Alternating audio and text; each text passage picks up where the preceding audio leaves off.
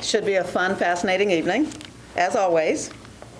And we are going to start with the Pledge of Allegiance. And we will say, Miss Libby, would you lead us in the pledge, please? I pledge allegiance to the flag of the United States of America and to the republic for which it stands, one nation, under God, indivisible, with liberty and justice for all. Thank you so much. Okay, and we will move into announcements. We're going to start with Ms. Frobe. Do you have any announcements this evening? So last week, I was honored to receive an award from Delta Kappa Gamma for community service. It sounds like a sorority. It is not. It is an international society for female educators that was founded in 1935. Ms. Linda Wyatt, who is here tonight, if you want to stand up, presented me with the award, and she is one of our MNPS teachers. She's also a member of the Alpha Psi chapter of Middle Tennessee, which has been in existence for 50 years. And she provided me a little information about the organization that I want to share because it was a really enjoyable night. Delta Kappa Gamma unites educators in spiritual fellowship.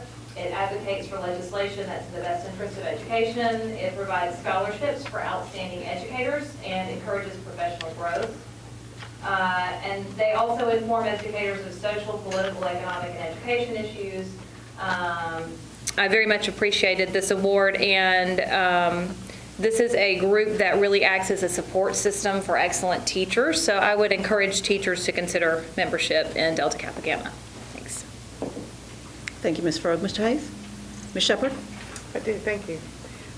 This coming Thursday is the event I've been talking about for probably y'all are tired of listening to it, but it's the event that we are awarding 68 McGavock High School graduates with a $500 scholarship for meeting the requirements that we set forward. And they will receive a certificate on Thursday, and then in the fall we will send the school of their choice a check for $500. So this is our inaugural event. We're real excited about it. They've worked hard for it, and so we invite you to come out. We'll start about 10 o'clock, and then we're going to have a little picnic for them after the event. We also invited the middle schools to come and bring their ambassadors as well, so they can see what that looks like at McGavock High School, so it will encourage them to work hard the moment they walk through the front door at McGavock High School next year.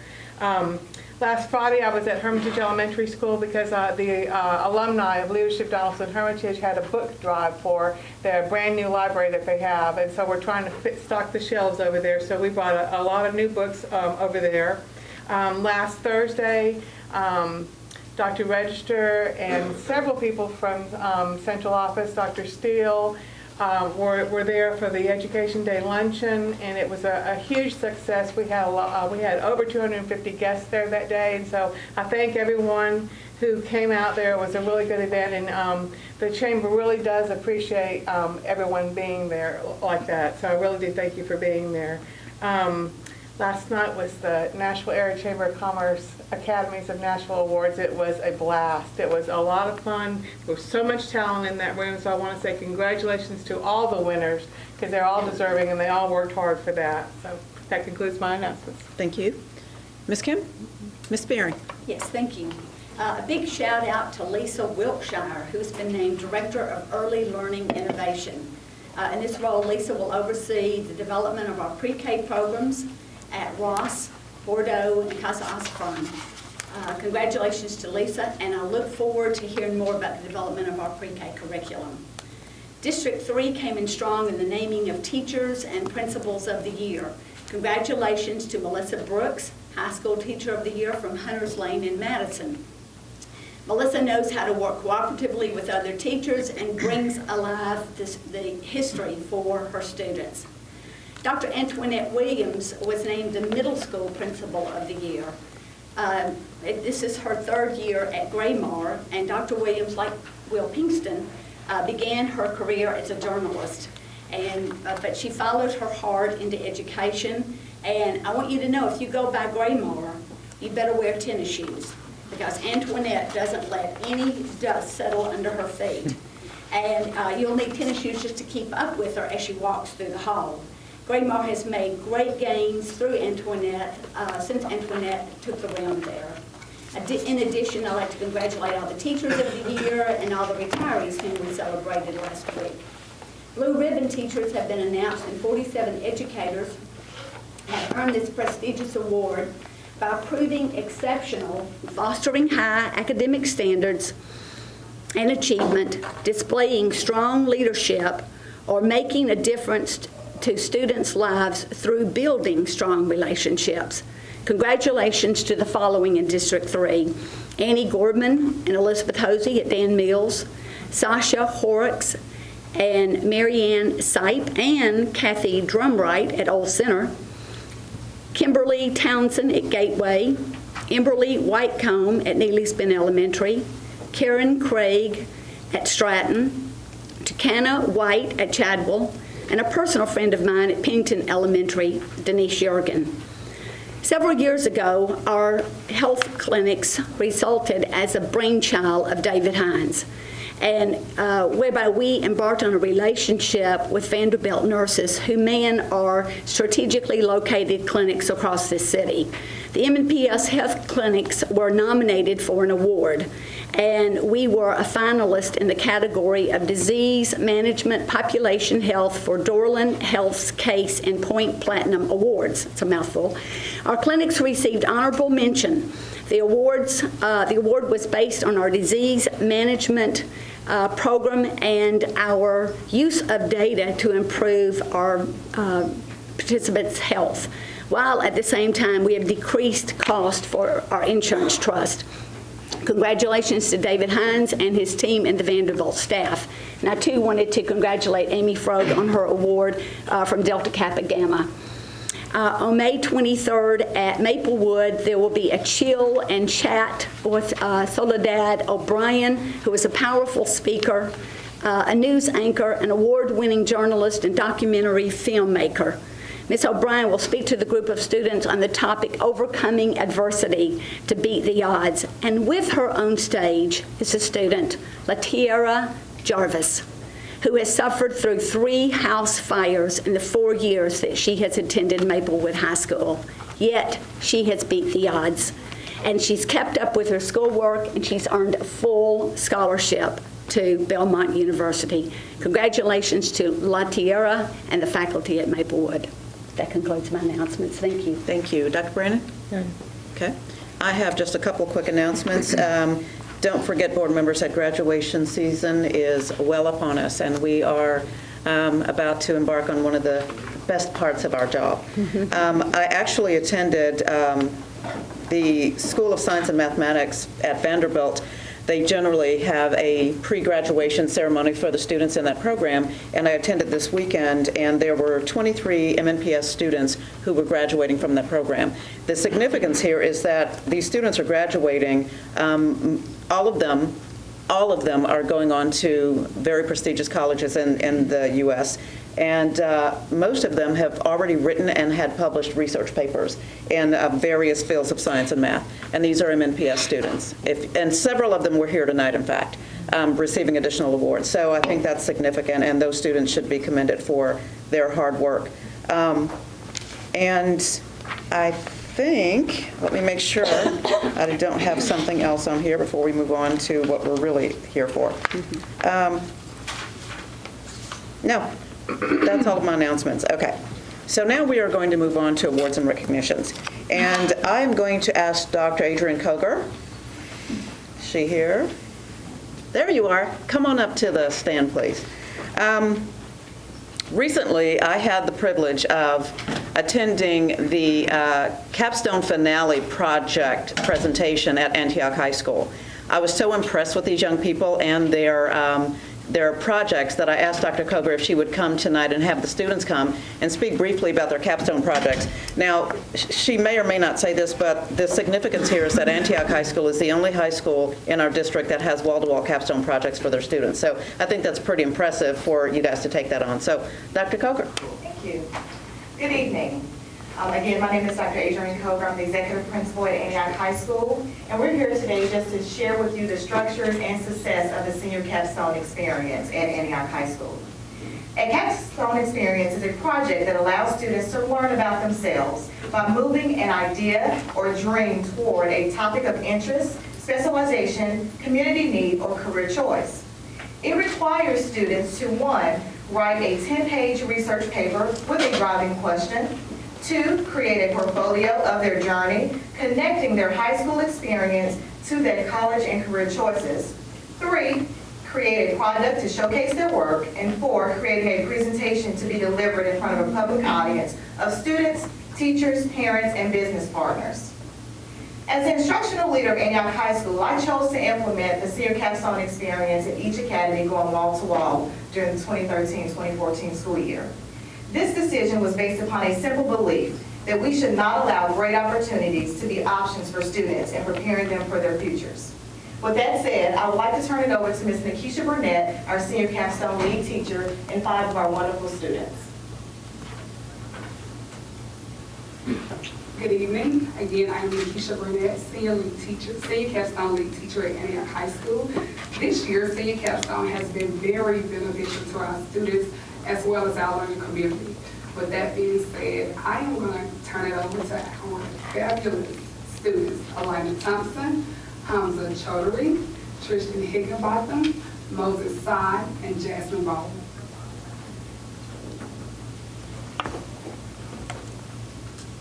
Good evening. I'm Elena Thompson, a senior at Antioch High School. This year was the pilot year for capstone projects, and Antioch was honored to be one of the first to implement this project grade-wide. The capstone experience was great for ending our senior year with a bang. It got us out in the community and researching, both of which will prepare us for college. The project consists of a paper, a product, a presentation, and a portfolio. We were able to pick our own topics and dive further into something we wanted to learn more about to help us decide if that was something we wanted to do for our career. Without further ado, please prepare to take a step into our lives and discover what we've been involved in our last year of high school.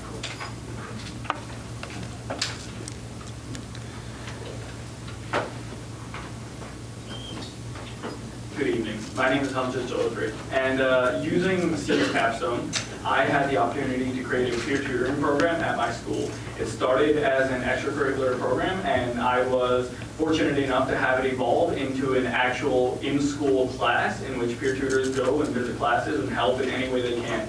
It's been extremely beneficial to all Antioch students, and any student that's been involved has shown marked improvement and improved test scores as far as any academic improvement goes, ACT, various AP, and standardized base grading scores.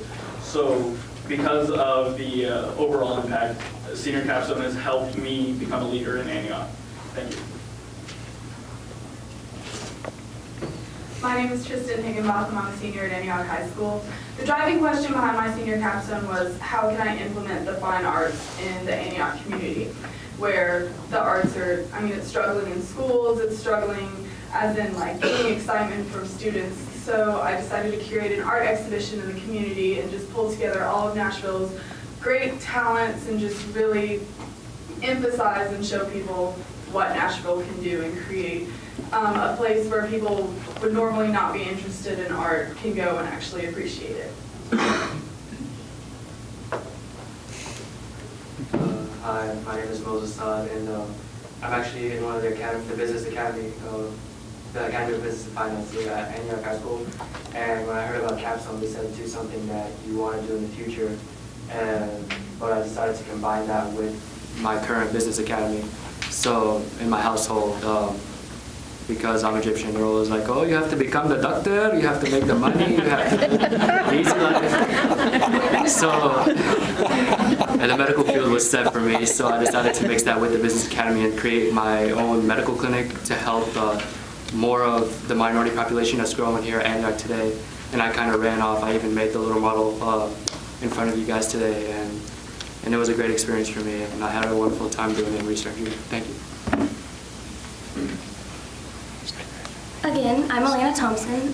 For my capstone project, I was able to work in the exceptional education classroom. I've known since a very young age that I wanted to work with those children, as my cousin has Asperger's syndrome, so it's very near and dear to my heart.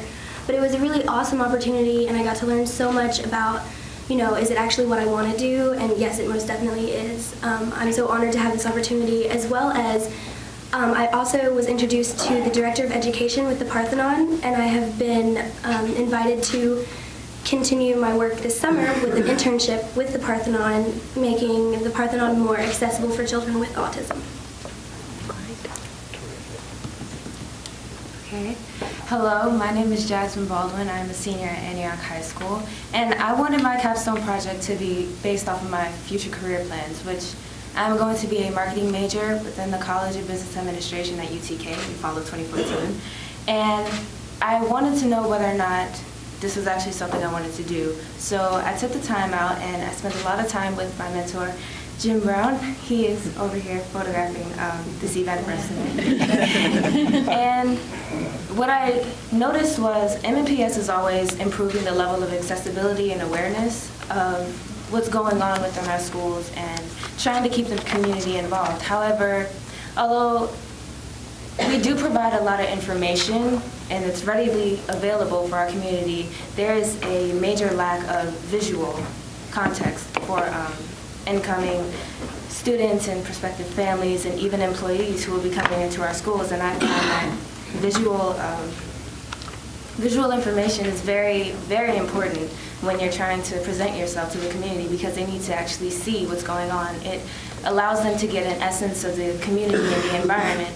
So I created a virtual tour of Antioch High School, and it's just a concept map, but I put it online and I made it accessible to everyone, and I presented it. I did a thorough walkthrough of the school, basically wall to wall around the entire campus, and I also added in films. It was a bunch of still shots and labeled just about every section of the school. I had to think of it as, I had to keep the mindset of someone who hasn't been to Antioch High School or even knows anything about MNPS systems. So that's my project.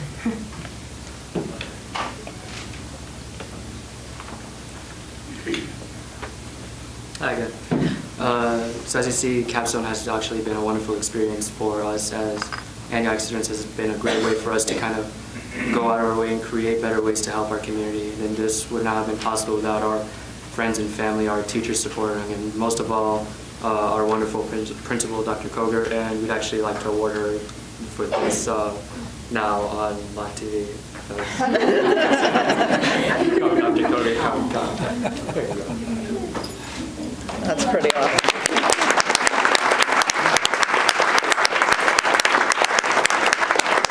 We did not talk about that.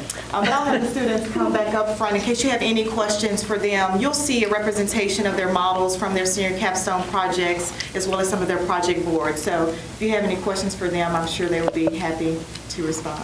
And I will say, when I attended the presentation, you all did such a fantastic job. I mentioned to Dr. Koger, I think you're all ready to defend your dissertations. That's how well you did. So thank you so much. Any questions from board members? Fantastic. Thank you so much for coming. We really appreciate your hard work and very, very proud of you all. Thank you for having us. Thank you. Great job.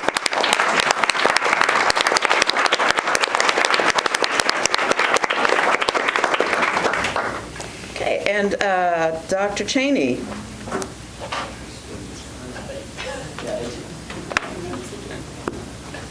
I'm sorry, Dr. Cheney Mosley. No, it's always confusing. I get Dr. Sharon Cheney's emails all the time.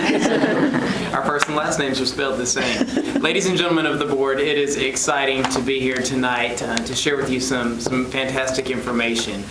Griffin Technology is a local company known for providing, designing and manufacturing technical solutions with an innovative flair. In fact, they're one of the world's leading manufacturers of mobile accessories for digital technology. So their partnership with the Academy of Design and Technology at Hunters Lane High School was a natural fit. And over this past year, Griffin Technology has provided a tremendous amount of time, talent, and treasure. They have hosted a group of our teachers throughout a week so they could have an externship experience to ground them in that technical expertise so that they could integrate all themes of design and technology throughout the students' coursework. They have hosted students on a number of job shadows and have guided students, mentored them in the development of mobile applications for mobile devices. They have donated over $40,000 worth of equipment and have given the students the opportunity to design their web-based marketing strategy for headphones that Griffin Technology has manufactured and sells. It's one of their top-selling products. And because of all of these donations of time, talent, and treasure that Griffin has given, we're excited to announce that they will be branding the Academy of Design and Technology at Hunters Lane High School. This will make our 7th branded academy throughout the district. I want to say congratulations to Hunters Lane High School. And at this time, would actually like to introduce the executive principal from Hunters Lane, Dr. Susan Kessler, and the academy coach from Hunters Lane, Mr. Brad Myers, to share their vision for what this branding, this partnership means for Hunters Lane High School and the students in this academy. That's awesome news. We're really excited about this partnership because although Griffin is an international company, part of what makes it so exciting is the fact that Mark Rowan, who is the CEO of Griffin, is an MNPS graduate. He graduated from Antioch High School, so his interest in helping our students and the camaraderie that he has with them has really been something that's very special and helps Griffin and helps us.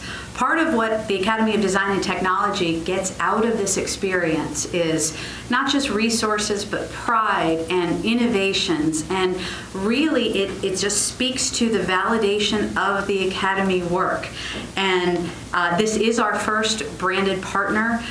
We have an externship planned for this summer. We have internships going forward. And the best part is all of the talented people who Griffin is able to provide and connect with my students to really provide authentic real-world experiences. And we're just so grateful and excited to be able to have a naming partner with Griffin Technologies. Thank you, Dr. Kessler. I'm Brad Myers, the Academy Coach at Hunters Lane High School, and I could repeat everything that's already been said, but what I'd like to do is go ahead and introduce Ms. Erin Wiles from Griffin Technology, and she's just going to share a bit about the business side of our partnership. Thank you.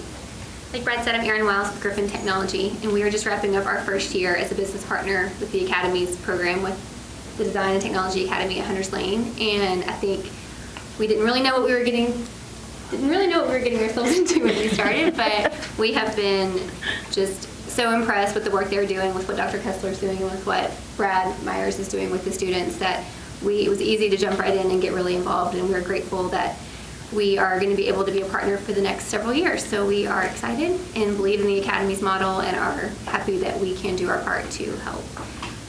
And we get to present you with this handy dandy naming rights partner certificate. So thank you very much. All right.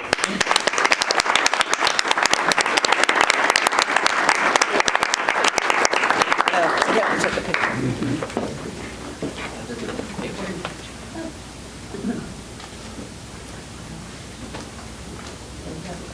That's part of coming here. You have to be in a picture of somebody. Thank you very much. Thank you.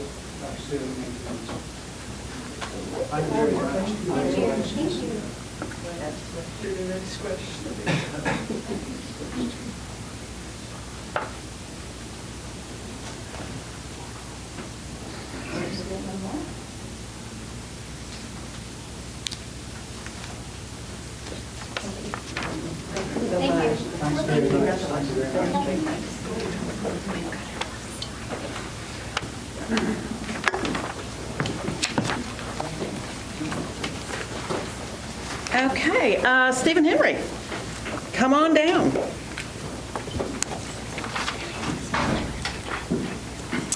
Good afternoon. My name is Stephen Henry. I am a middle school teacher, currently on leave as president of MNEA. And there are a couple of things that I really like about this job. One is visiting schools like I did today, Antioch and Whites Creek High School, and seeing the great work that's being done by our teachers and students. And then secondly, at events like tonight, being able to recognize those folks for the great work that they're doing. So the Tennessee Education Association has established their Distinguished Educator Award to recognize excellence in the profession. This year, we have 3 award winners from MNPS that I'd like to present to you tonight. First is the Distinguished Educator Award winner as the administrator for Middle Tennessee, and that is Kimber Halliburton. She is the principal and as a lead principal for the district. Kimber, come out here, at Harpeth Valley. Also, the Distinguished Educator Classroom Teacher for Middle Tennessee is Janine Renthrow. She is currently working in federal programs. And 3 years ago, TEA established a new teacher category. And for all 3 years, actually, MNPS has had the middle school award winner. This year is Jason Hibelink. He is a 5th grade teacher at Oliver Middle School. At MNEA's award celebration about a month ago, we also, for 50 years, we've been giving scholarships to MNPS students who are planning to become teachers, but we also recognize our Friend of Education award winner, both for as an individual and for an organization, which we established in 2008. The board received that award last year, and you will be recognized, as will these distinguished educators, at TEA's Representative Assembly in a couple of weeks. This year's individual award winner is a great friend. He follows along a distinguished line of previous award winners, Nelson Andrews, Chris Henson, Senator Bill Frist, Ned Eskin, Sally Levine, and Dolly Parton for the work that they have done in promoting public education in Nashville.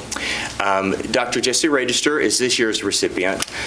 He has proven himself as a leader across this district, across the state, and across the country, and what a director of schools should be, and has provided that model for I know what you believe as well, the willingness to stand up for what is best for the students in this district, and being unwavering on that fact. So we'd like to recognize Dr. Register and these distinguished educators as well. And I would like all board members to get in on this picture, please, if you don't mind.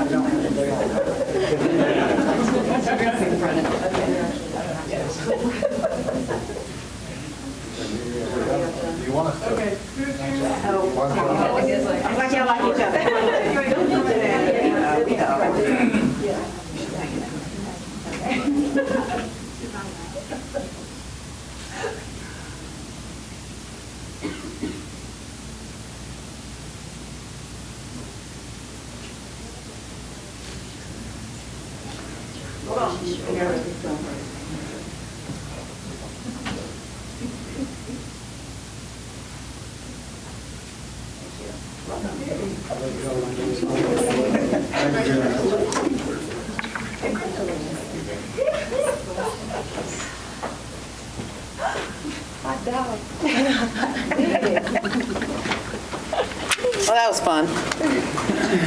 Thank you, Cheryl. You're welcome. This is what I told you, fun, fascinating school board. You got to have them. One more thing before we move on to public participation. Michelle Wilcox, step up to the mic, please. Good evening. Oh, by the way, nobody knows about this. Oh, okay. So Great. this will be fun. This is even better. Yes. So on behalf of the Central Office Steering Committee and following what we just saw, this is perfect timing, we want to recognize Dr. Register for his leadership. Through his vision and strong belief in a high-quality education for every student, Dr. Register has created a culture clearly focused on learning and teaching. He has supported growth of the whole student with an emphasis on social emotional learning and providing quality teachers to improve learning. To do this, To honor him, we have chosen to plant a mighty oak tree in his honor. That's awesome.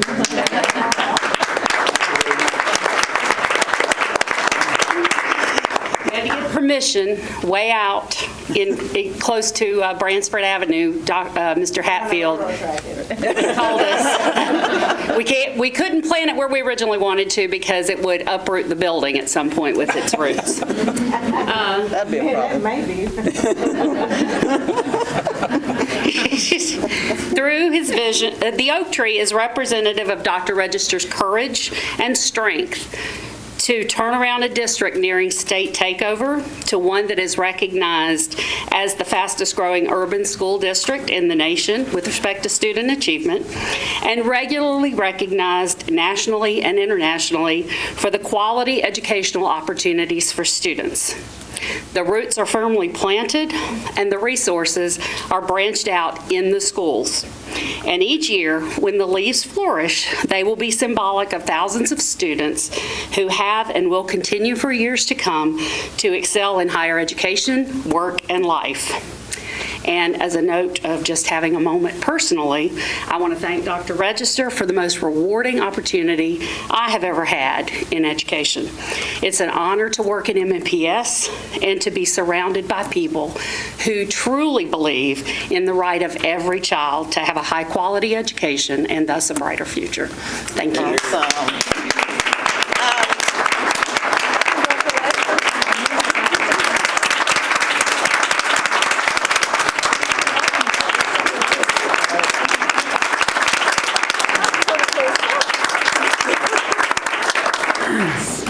Thank you so much. If I may say a word, this is a surprise, and it's great to be honored by such a terrific steering committee for the Central Office Group. They recognize a school and a school leader every month. We've been doing this, and it's really nice to receive this recognition. Thank you very much. I appreciate it very much. You're welcome, and just so you know, check with your secretary because there is a ceremony planned. Okay. in another week or so for the planting. Okay. Thank you so much. Thank you. And there's one other announcement that I completely forgot, mainly because I was told I couldn't say much, but I will say this. There is a big announcement that is on the way about the academies of Nashville. So you'll have to stay tuned next week to see what it is, but it's huge. Trust me, you will want to know. I'm super excited. And I'm really upset with Dr. Steele for making me be mum on it, but that's okay. So stay tuned. Thank you. And we will move into public participation. Jennifer Peters.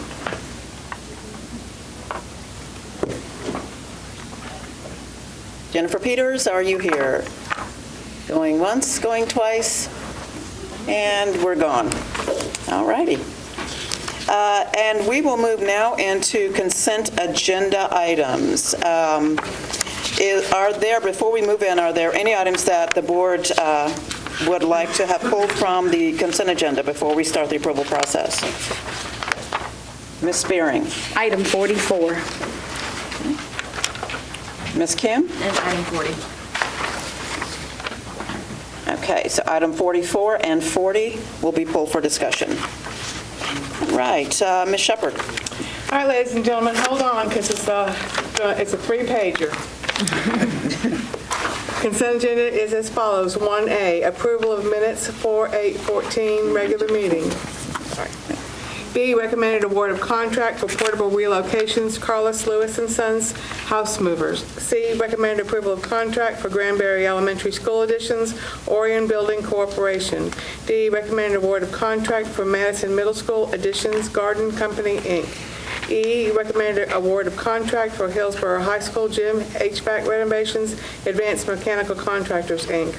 F, recommended award of contract for Hunters Lane High School gym, HVAC renovations, Advanced Mechanical Contractors, Inc. G, recommended award of contract for Antioch High School gym, HVAC renovations, Advanced Mechanical Contractors, Inc.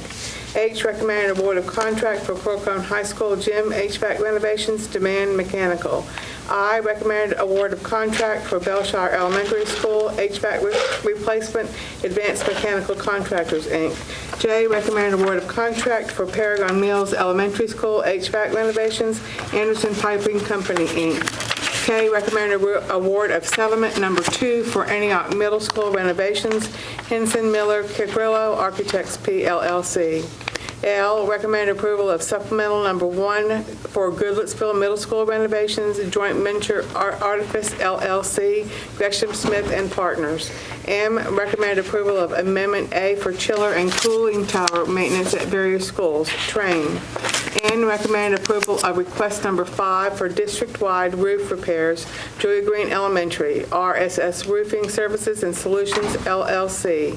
O, recommended award of request number 1 for miscellaneous small and renovation projects, architectural services, Ross and Bordeaux Pre-K Centers, restroom design, DKRS, Architects Engineers PLLC. P, recommended approval of request number 9 for asbestos abatement services, Stratford High School, Levi Construction Contractors, Inc. Q, recommended approval of request number 4 for district-wide maintenance, repairs, and general construction, Glencliff High School Security Vestibule, Carrie G. Campbell, Inc. R, recommended approval of lease amendment for Lead Academy Charter School's use of the Brookmead Building. S, recommended approval of lease amendment for Liberty Collegiate Academy Charter School's use of the old Jerry Baxter Building. T, recommended approval of lease amendment for Pencil Foundation's use of the space at the McCann Building. U, recommended approval of the lease amendment for Nashville Public Education Foundation's use of space at the Martin Professional Development Center. V, recommended approval of lease amendment for Spectrum Center, Inc. of Tennessee's use of the Ironwood Building. W, recommended approval of lease amendment for Lipscomb University's use of the parking lot at the Stokes Building.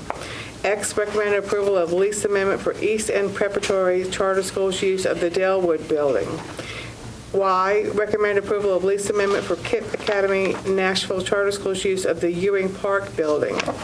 Z, awarding of bids and contracts. 1, Achieve 3000, Inc.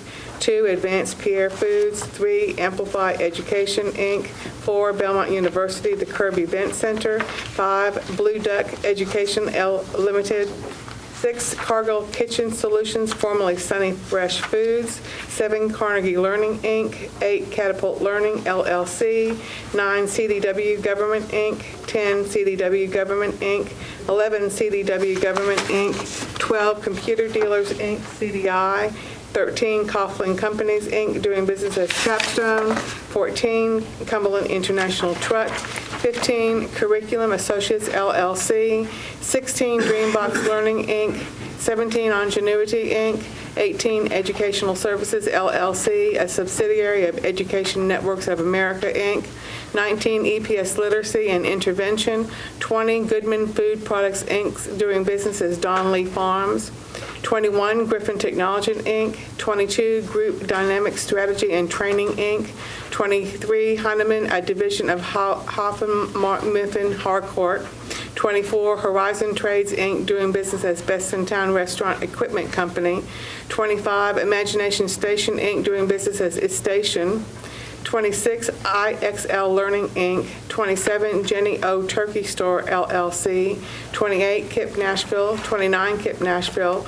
30, KMB of Shreveport, LLC, doing business as Ascend Education. 31, Land O'Lakes, Inc. 32, Lazelle, Inc., doing business as Explore Learning. 33, Learn Without Merits, LLC, doing business as MobiMax. 34, Learning Ally, Inc. 35, LTS Education Systems, doing business as Learning Through Sports. 36, Liberty Collegiate Academy. 37, Lipscomb University. 38, Mackin Book Company, doing business as Mackin Educational Resources. 39, McGraw-Hill School Education, LLC. 41, Mid-South Bus Center, Inc. 42, Mind Research Institute. 43, Nashville Academy of Computer Science. 45, NSC Pearson, Inc. 46, New Venture Fund, Gates Foundation. 47, Nozer Construction, LLC. 48, Penda Corporation. 49, Pilgrim's Pride Corporation. 50, Principal Woods, Inc. 51, Renaissance Learning, Inc. 52, Rico USA, Inc., 53, Rocket Ship Education, 54, Weatherford Learning Group, Inc., 55, Scholastic, Inc., 56, Schmoop University, Inc., 57, Siemens Industry, Inc., 58, Smart Schools Training and Research, LLC, 59, The Achievement Network Limited, 60, Think Through Learning, Inc., 61, Tyson Foods, Inc., doing business as Tyson K through 12, 62, University Community Health Services, 63, Valor Collegiate Academy, 64, Vanderbilt University, and 65, Wisconsin Center for Education Research. AA, approval of textbook adoption of social studies. BB, approval of textbook adoption for CTE. CC, approval of request for compulsory attendance waivers. 2, legal settlement claim, case number 12C 1108 in the amount of $25,000. And 3, legal settlement case number L-15345 in the amount of $29,000. Madam Chair, I move that we approve the Do you need water now? agenda as read. Is there a second? Second. Any, Can I ask some general questions? after we get the second? Yeah, okay. Is there a second? Second. Okay, now we can have a discussion. Go ahead. Questions, okay. I just had some these are very broad questions. There are several contracts, mini contracts on this consent agenda, and there were several open-ended contracts versus contracts that are capped at a certain amount, and so we have a lot of them that are listed as fixed price, indefinite quantity contracts. So is that something that, it seems to be limited by budgetary constraints, but I assume that once we approve this will be just managed by central office? Come on down. Your podium awaits. Yes, your question, I think, is why do we suddenly have a bunch of contracts that are fixed price but indefinite quantity? There are 29 of the contracts that are in the list here that are all awarded from a single RFP. The RFP is for supplemental digital products, The contracts are for, most of them are for a 3-year time period. There's not a predetermined known amount of business that will be purchased from each of these, so they are not capped by a purchase amount. The source of funding is also not known. They could be purchased by Title I funds, by operating budget funds, school activity funds, etc. So they are open-ended in that sense. Each purchase on each of these contracts will go through the approval process, including a budget review and the other approvals needed for a purchase. Any of those purchases that exceed the threshold for board approval will come back for individual approval by the board. Okay. Does that answer your question? That answers the question, yeah. Okay. That's made me a little nervous approving a large amount of open-ended contracts. Any other discussion on the consent agenda items? I'm sorry, I've got another question, but if you want somebody else to go. Okay. Okay, and then the other thing I wanted to understand is the charter school process. So we've got a bunch of charter schools here that it appears that once we approve a charter school, then it comes back on the consent agenda for us to just approve the contract for per pupil expenditures. And one of the reasons I was asking is... Come on up, Dr. Coverstone. Sorry. One of the reasons I was asking is I noticed like Nashville Prep had said adding 9 through 12, which I understand is something that was originally approved in the original charter, but it just seems sort of like we were adding the equivalency of a high school, and I take it that's not the case. So I just kind of want to understand how the process works. When the charter is approved by this board, it has a de facto 10-year contract. The details of our accountability standards, and we've been changing our accountability standards to increase their rigor in recent years, goes into the contract for clarity's sake and for legal enforceability to give us that added heft. And so most of these are amendments to include that kind of material or amendments to change the agent with whom we're contracting or something along those lines. But there's no change in numbers to that. Nashville Prep, I guess we're going to discuss that separately, but that was approved as a 5 through 12. The contract amends the agent because the organization has change to Republic Schools that is sponsoring the school. And the previous organization that is merging into becoming Republic Schools will cease to exist end of June, I believe, and we need to amend to make sure we're contracting with that organization. So it's a technical. And then on that note, also, I heard that Nashville Prep and Liberty Collegiate were merging, but I noticed they also have separate Let's hold off on the National Prep discussion Okay. because it's pulled from the consent agenda. Okay. Any other discussion on this consent agenda that we have already got? All right.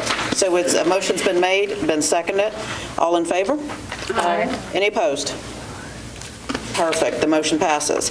Now we'll go back to the two items that were pulled for individual discussion and approval.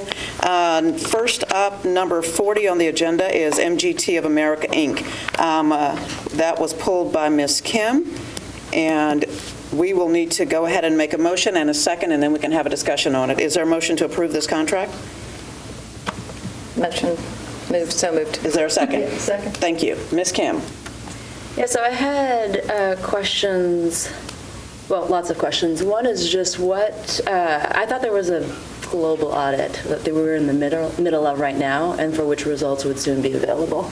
So I don't know who I'm supposed to be directing these questions to right now. Well, let's make sure that we're, what's your question regarding this contract? So, because I'm not This seems following. superfluous in light of the fact that there is a global audit going on, and so $43,000 seems like a lot.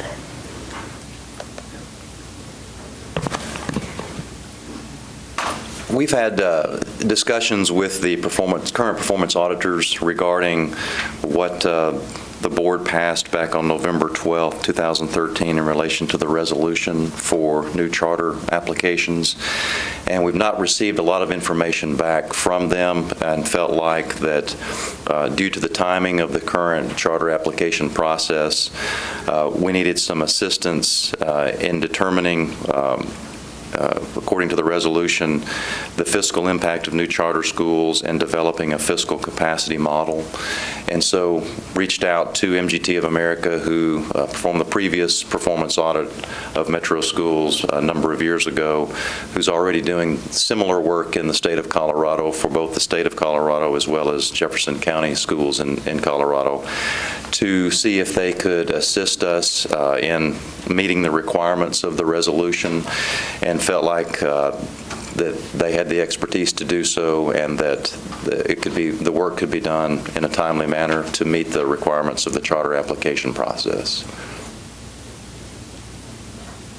Any other questions? Yeah, so, I mean, I could tell you for free, without spending $44,000, that there is an impact. So I guess I also, in terms of the substance of the written language, things like impact on facilities, costs, administrative costs, absolutely, there's a cost. There's also a cost to do pre-K, there's a cost to run buses, there's lots of costs.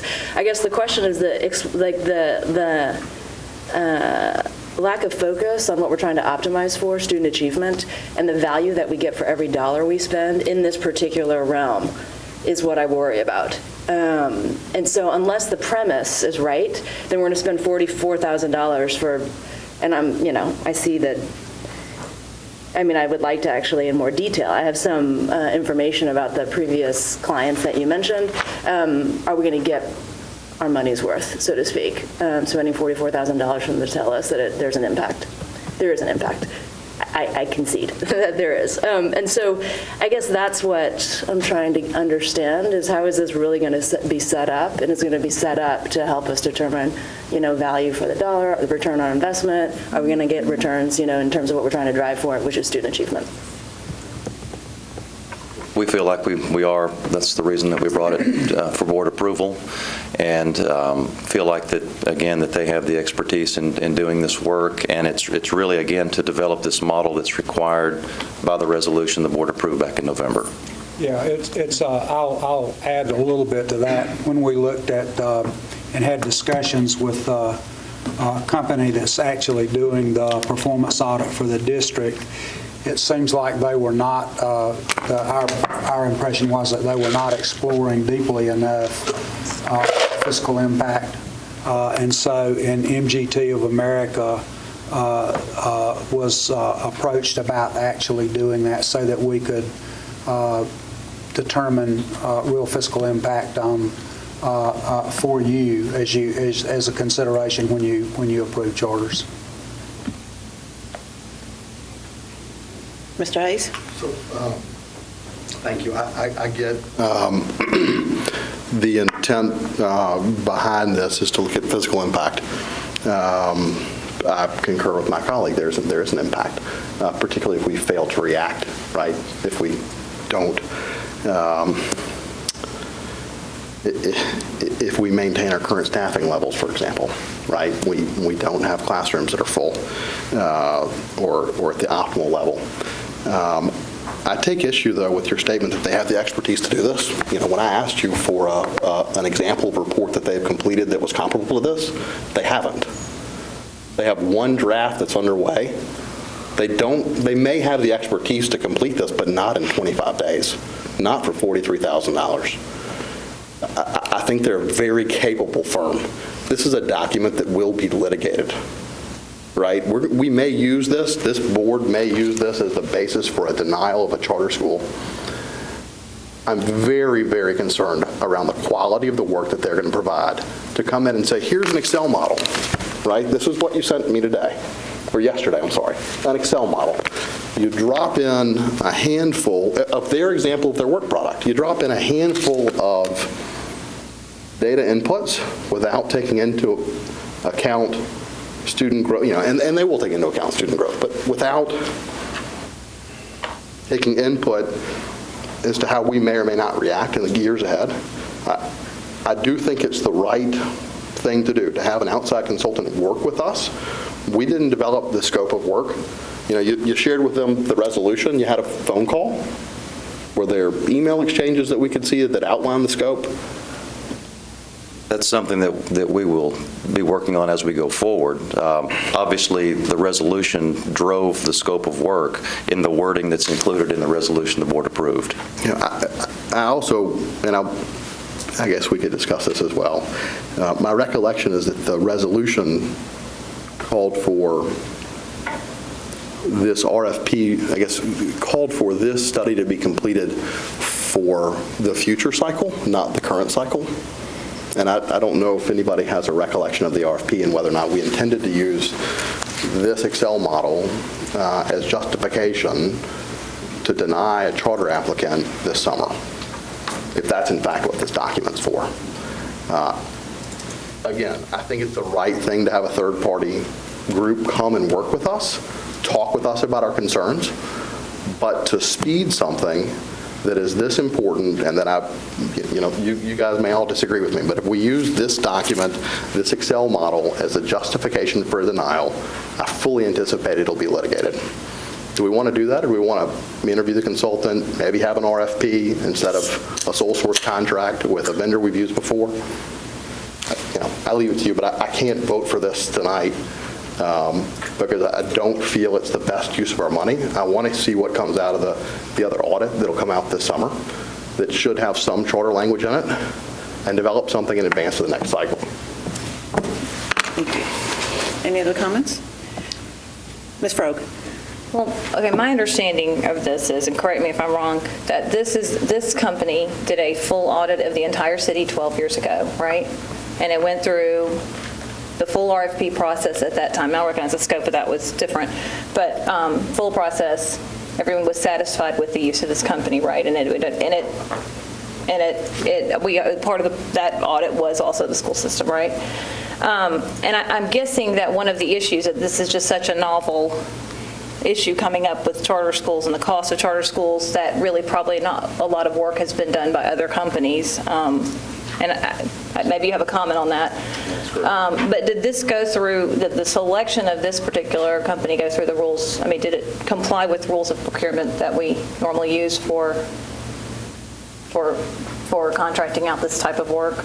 Yes, this would be a professional services contract. That there's not a requirement to use the RFP process, even though you can. Felt like due to the timeliness and the cost, even though the cost is somewhat significant, it's not a huge number. Felt like that this would be something that could be brought to the board through a professional services contract to perform the work, to create this fiscal capacity model to be used by the board in this application process, because the resolution does refer to the 2014 application process. And I mean, I'm just thinking, listening to this, I do think it needs to be done right, and I agree on that. But my concern is this is one of the bigger issues facing us right now.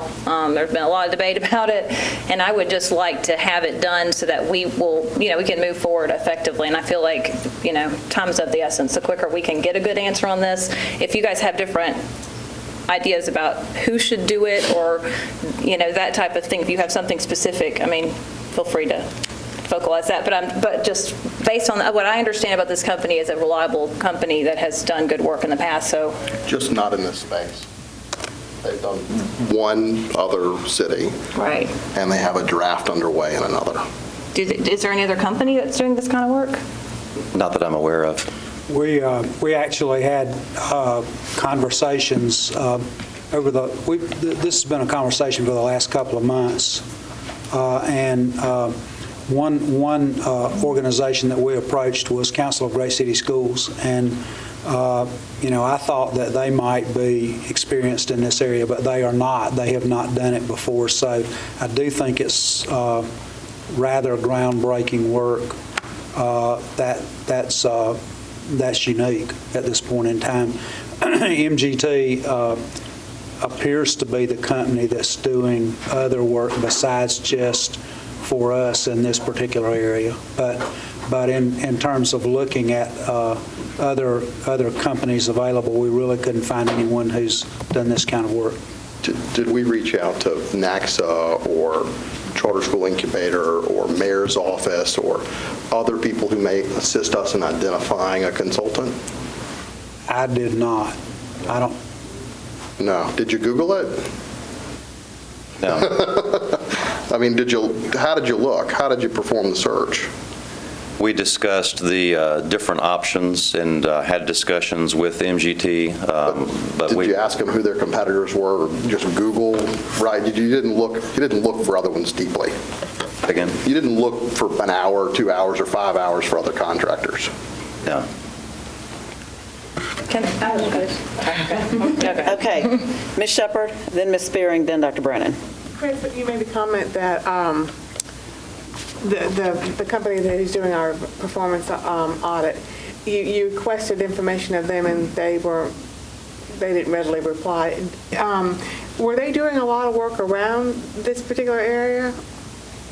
Not that I know of. Okay. It was supposed to be a part of the scope of work originally, but there's not been much discussion with me or my staff regarding this particular area, and we haven't had a lot of contact with them recently anyway. And so the decision was made to reach out to another firm.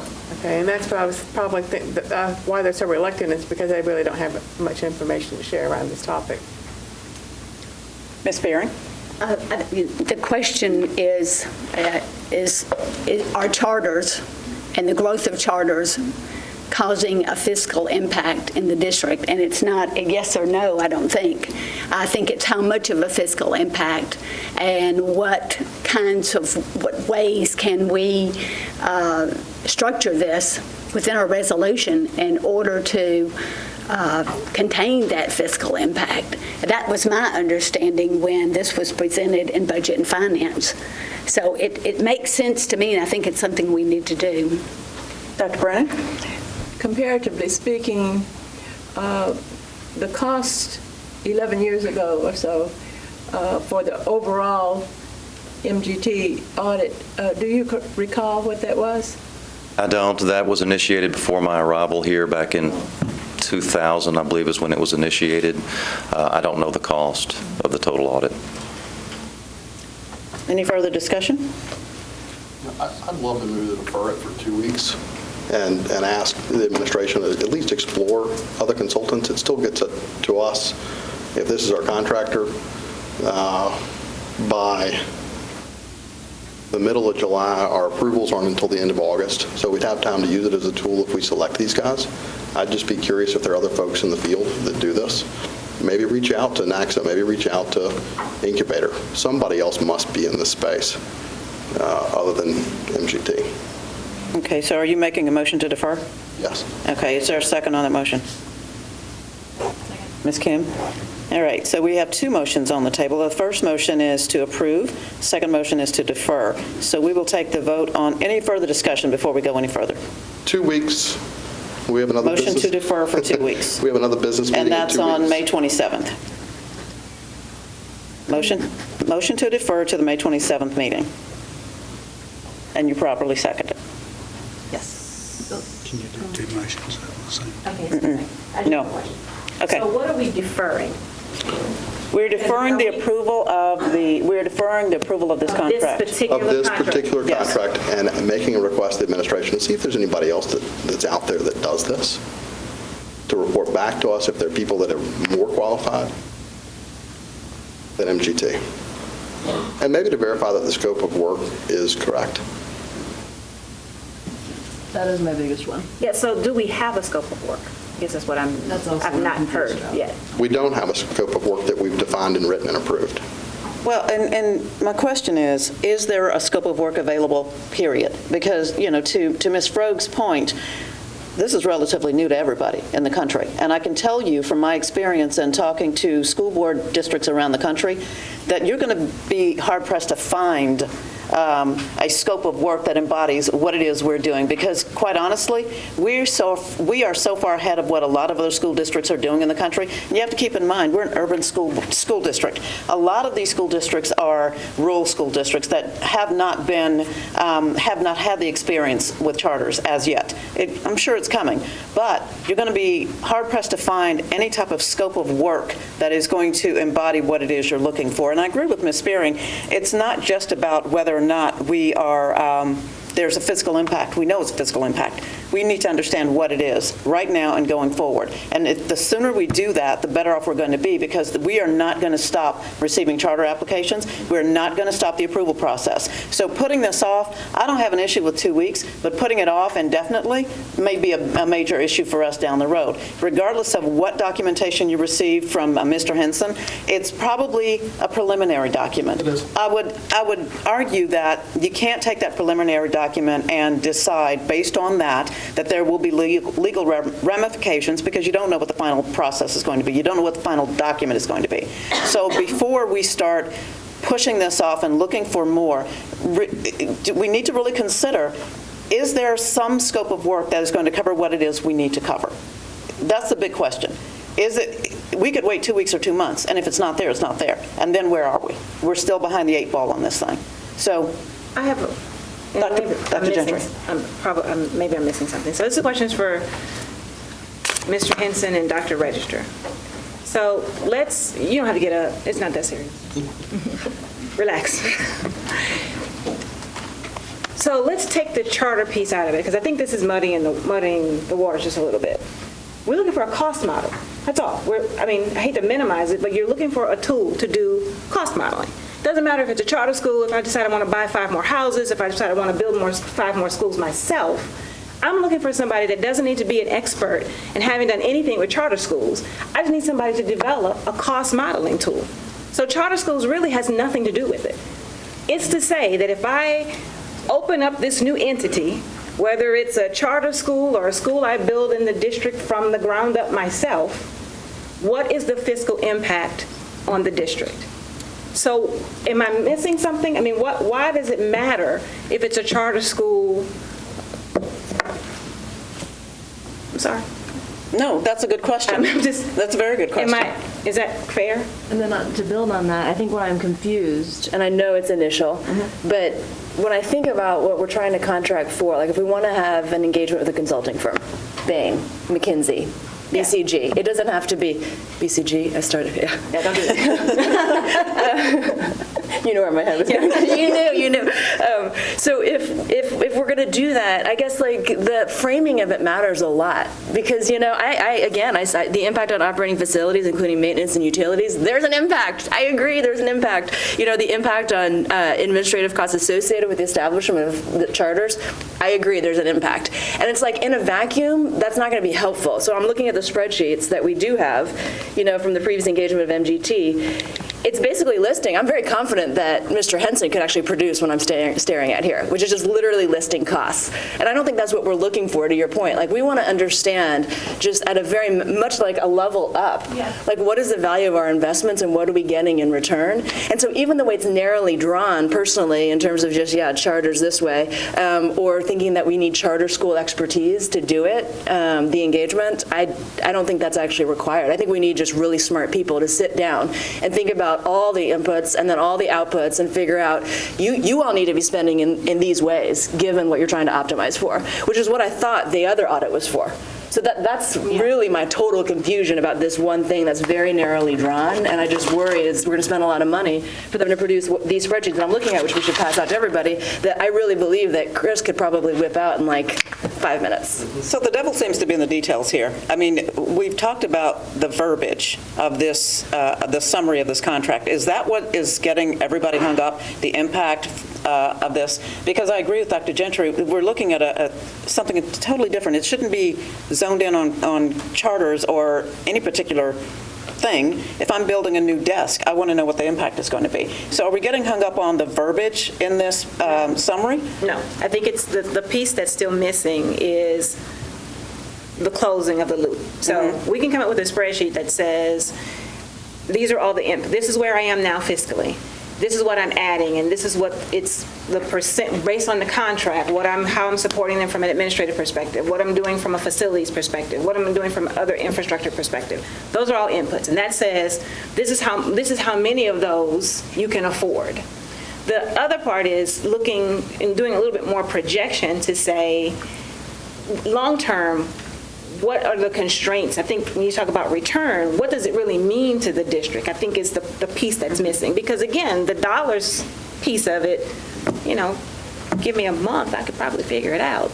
But it's more of the what does it really mean strategically for us as a district and our capacity to do the things that we know we're going to have to do down the road, because our 82,000, as we know, is going to continue to grow. It's not going to be 82,000 next year. It's not going to be 82,000 the year after that. So it's given our growth rate, what does that really mean from the investment that we decide to do into a charter school? What's the impact on us to sustain the growth that we know we're going to have in MNPS?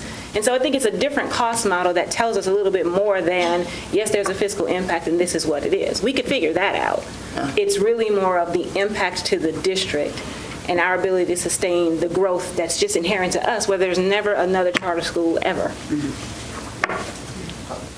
They said we're adding 1 million people in the next 25 years. Right. That's a critical question that we all, as a city, have to address. Could we, maybe I misunderstood, but I thought Mr. Henson said that we could have some input into the direction this takes. I mean, it's not set in stone, right? Because I'm wondering if we can't just incorporate these concerns into the process or have some sort of board input. Is that possible? Let me be clear about what you're asking. Are you asking if we as a board can have input into particular contracts? No, I just mean, I think the concern that's being raised is that the questions we're asking are too narrow. So could we broaden the requests that we make of the company and what we'll be looking at? I mean, is there no. Go ahead. So what I would suggest, because as Mr. Henson so graciously reminded us, I think 4 times standing at the podium, based on the board's request. So, we have a great tendency. Modify it now, is what I'm asking. There's a great tendency that we have of wanting things done, and we throw out a very generic blanket request to the central office staff, and then they run with that request, and then we all sit here and that's not what I want. So I think we have to do a better job, and maybe it's actually coming back and looking back at what it was we asked and putting more meat on that request so that the central office can do its job and find the vendor that can satisfy that request. So if we approve this tonight, though, my question is, if we approve it tonight, can we then ask this vendor to broaden the... My concern is that we've got a vendor that's given us a quote without a scope of work. That seems a little odd to me. So I think we need to do a better job of defining what our request is, requesting that a scope of work comes back to us with a proposed cost associated with it before we approve anything. Because I don't know what we're going to get. That's my only concern. I don't know whether, I would assume MGT could do it just as well as any other vendor, with an accounting component to it. It's just that we have not put any meat to the request, so I don't know what we're going to get for $43,000. I don't care if it was $13,000, $5,000. I have no I don't know what we're going to get. exactly did we ask? What exactly did we ask of them? Dang it. I just want to understand. I feel like I'm missing. I don't remember. I'll just read the wording from the resolution back from November 12th. Sorry. Be it further resolved, in accordance with the Tennessee Public Charter Schools Act, the management of MNPS shall henceforth consider fiscal impact in recommending new charter schools for approval by the board. And be it further resolved, in order to determine the fiscal impact of new charter schools, the management of MNPS shall develop a fiscal capacity model whereby the board can assess the school system's maximum annual fiscal capacity for absorbing new charter schools at a rate that is not in accordance with Tennessee Code Annotated 49-13-108B, contrary to the best interest of the pupil, school district, or community. So that was what we had to go by, and that was the discussion that was held with MGT of America to try to come up with something to meet this requirement. And that's what you got. And we'll go back to any final discussion. Mr. Hayes has made a motion to defer for 2 weeks. Ms. Kim seconded, and we'll start there. Any final discussion? I guess that's a no. All right, we have a motion, we have a second. All in favor? Yes. Yes. Any opposed? 2 opposed. Let's do a roll call on this. Ms. Frogue? Opposed. Mr. Hold on, you're jumping the gun on me. Mr. Hayes? 4 against? 4. Ms. Shepherd? So you're against. Ms. Frogue is against. Ms. Kim? 4. Ms. Spearing? Against. Dr. Brandon? Against. Dr. Gentry? 4.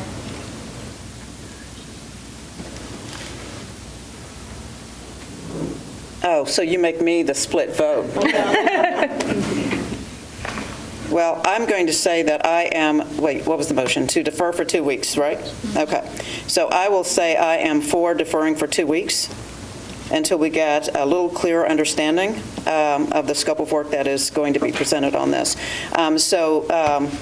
Motion to defer passes, which means that our first motion is dead. All right. We've spent a lot of time on this, and we're going to go to the next item. Nashville Prep Academy, number 44 on the consent agenda. Is there a motion for approval? Is there a second? Second. Discussion. Ms. Spearing? Yes. Number one, this is it's confusing because this contract says we're adding schools 9 through 12. Ms. Coverstone, would you come to the podium, please? Thank you. I'm sorry. Go ahead. I'm sorry. The other part that is concerning to me is that we have all received, over the last couple of weeks, some very disturbing complaints about the incidents at Nashville Prep. And as an educator, I'm deeply troubled about this. I don't know that this is the place to discuss this tonight and talk about these allegations, but I think it would be wise to defer approval until we can investigate the allegations that have been made. And well, let's make sure that we're clear here. We're discussing this particular contract. We're not discussing allegations against the school. Right. So related to this contract, what are your specific issues? My specific issues is, my question is to myself, should we approve this contract when there are so many allegations against Nashville Prep? And let me ask you this. The approval of the contract and the allegations, in my mind, and I would let board members weigh in on this, in my mind, these are two separate issues. One has really nothing to do with the other. So please explain to me so that I'm clear how you see them. Okay, if there are allegations of abuse, let's say, is it right that we go ahead and approve for a charter to continue? Or that we approve for more classrooms or more children? If there are allegations that we're receiving from parents that don't appear to have been investigated thoroughly, that's my question. Okay, and I'm going to give you playing devil's advocate here. Would we shut down a traditional public school based on allegations of 2 or 3 students? Would we stop students from coming in if that school is continuing to build? You know what I'm saying? I just want to make sure that we're clear on what it is we're looking at. Because this contract, in my mind, again, I'll go back to this, these are two separate issues. So I'm having a hard time following. I mean, I understand your point, but I'm having a hard time understanding how the two are should be interrelated. Well, and I don't want to get off into a situation that we've dealt with before, but we have had this happen in another school. The principal is now gone, and then that's a totally separate. That's totally separate from what we're talking about. Yeah. But I felt strongly about that situation as I do about this, whether it's a district school or whether it's a charter school. When we hear allegations of abuse, we must take action. And to continue to approve contracts with that outstanding is problematic. Okay. Any other comments? Well, so hold on. I'm sorry. Now you're on. So I guess this related to my question. So is what we're approving tonight, it says adding 9 through 12, but we're not really approving that. That's already been approved. We are just approving financing for the existing grades plus whatever they're adding next year. What are we approving? This contract changes the organization with whom we contract to Republic Schools, because the one we're contracting with now won't exist at the end of June. Okay. The contract exists when you approve it for 10 years. Okay. This gives us teeth to enforce our particular performance management frameworks and the other oversight mechanisms that we have with the school in a more legally defensible way. So approving this contract increases our ability to enforce our expectations on a school. Not approving it will not get rid of the school unless you move to revoke the charter. Okay. And then I'm going to raise this just, it could have actually maybe fit our previous discussion, but I just was curious when we were approving all these leases. I heard that Liberty Collegiate and Nashville Prep are merging, but it doesn't appear so that we have approved separate leases for them. Is that not true? You're talking about contracts as opposed to leases, right? Yeah, well, I just was wondering, I just noticed the leases, which made me wonder if they're going to. The answer is yes, that they are merging under the Republic Schools organizational auspices. We still have to have individual contracts with the school according to the law, and that gives us individual enforcement against individual schools so that we aren't faced with a situation where we might want to close one school or one campus in the organization and have to decide whether to close the whole thing or whether to keep one that's lower performing open because it's one that might be high performing. So we have individualized contracts so that we can act against each individual school. So I guess I don't. Even though they're in a CMO. Okay, and I'm sorry, but so I guess I don't understand what that means. That they're not merging facilities and they're not merging student populations, but they're going to be managed by this group, or what? How does that work? What is the new Republic that you're talking about? Correct. Republic is what's known as a charter management organization, which holds multiple charters, operates multiple schools. They have similarities in terms of their plans and designs, curriculums. They scale some of their central resources, but they run individualized schools. Okay, so you have the same, they each have the separate principal, same student bodies that they have currently, but they'll just be managed by the same organization. Correct. Okay. Any additional discussion? Ms. Barron. Are the philosophies of Republic and Nashville Prep the same? How will they differ? They're substantially similar. These are both schools with leaders that were trained through the Building Excellence Schools Fellowship, and which were, approved and written and approved at a similar time. They have very similar structures. They're both 5 through 12 schools, and so they will merge their school operations according to the governance of the board, but there won't be a substantial need to change the two, and each of them will retain their current character as is. So it would be a 512, or it's a 5-9 and a 5-8 and a 9-12, that it will be a 5-12, all under the auspices of Republic. Correct. The central organization will be Republic, but the individual schools will stay as they are. So we have right now both of those schools operating grades 5 through 7 of their 5 through 12 contract. They will probably merge their high schools and reduce the number of students that they would have otherwise served, but that remains to be finalized. With that. And is there a process that this had to go through in order to be approved? Well, yeah, I mean, their boards had to go through, extensive, they have to have extensive legal agreements, and it's those legal agreements that sunset the operations of their current entities as separate entities and replace them with a new governing entity, and our only part of the process was to change who we contract with so that we could hold them accountable. Okay, thank you. Any additional discussion? All right, we have a motion on the floor for approval, and it's been properly seconded. We'll do a roll call vote. For or against, Ms. Frog? For. Mr. Hayes? For. Ms. Shepherd? For. Ms. Kim? For. Ms. Spearing? For. Dr. Brannon? For. Dr. Gentry? For. Motion passes. Thank you. Can you believe that we've been on consent agenda? Yes, I can. When you have this many items.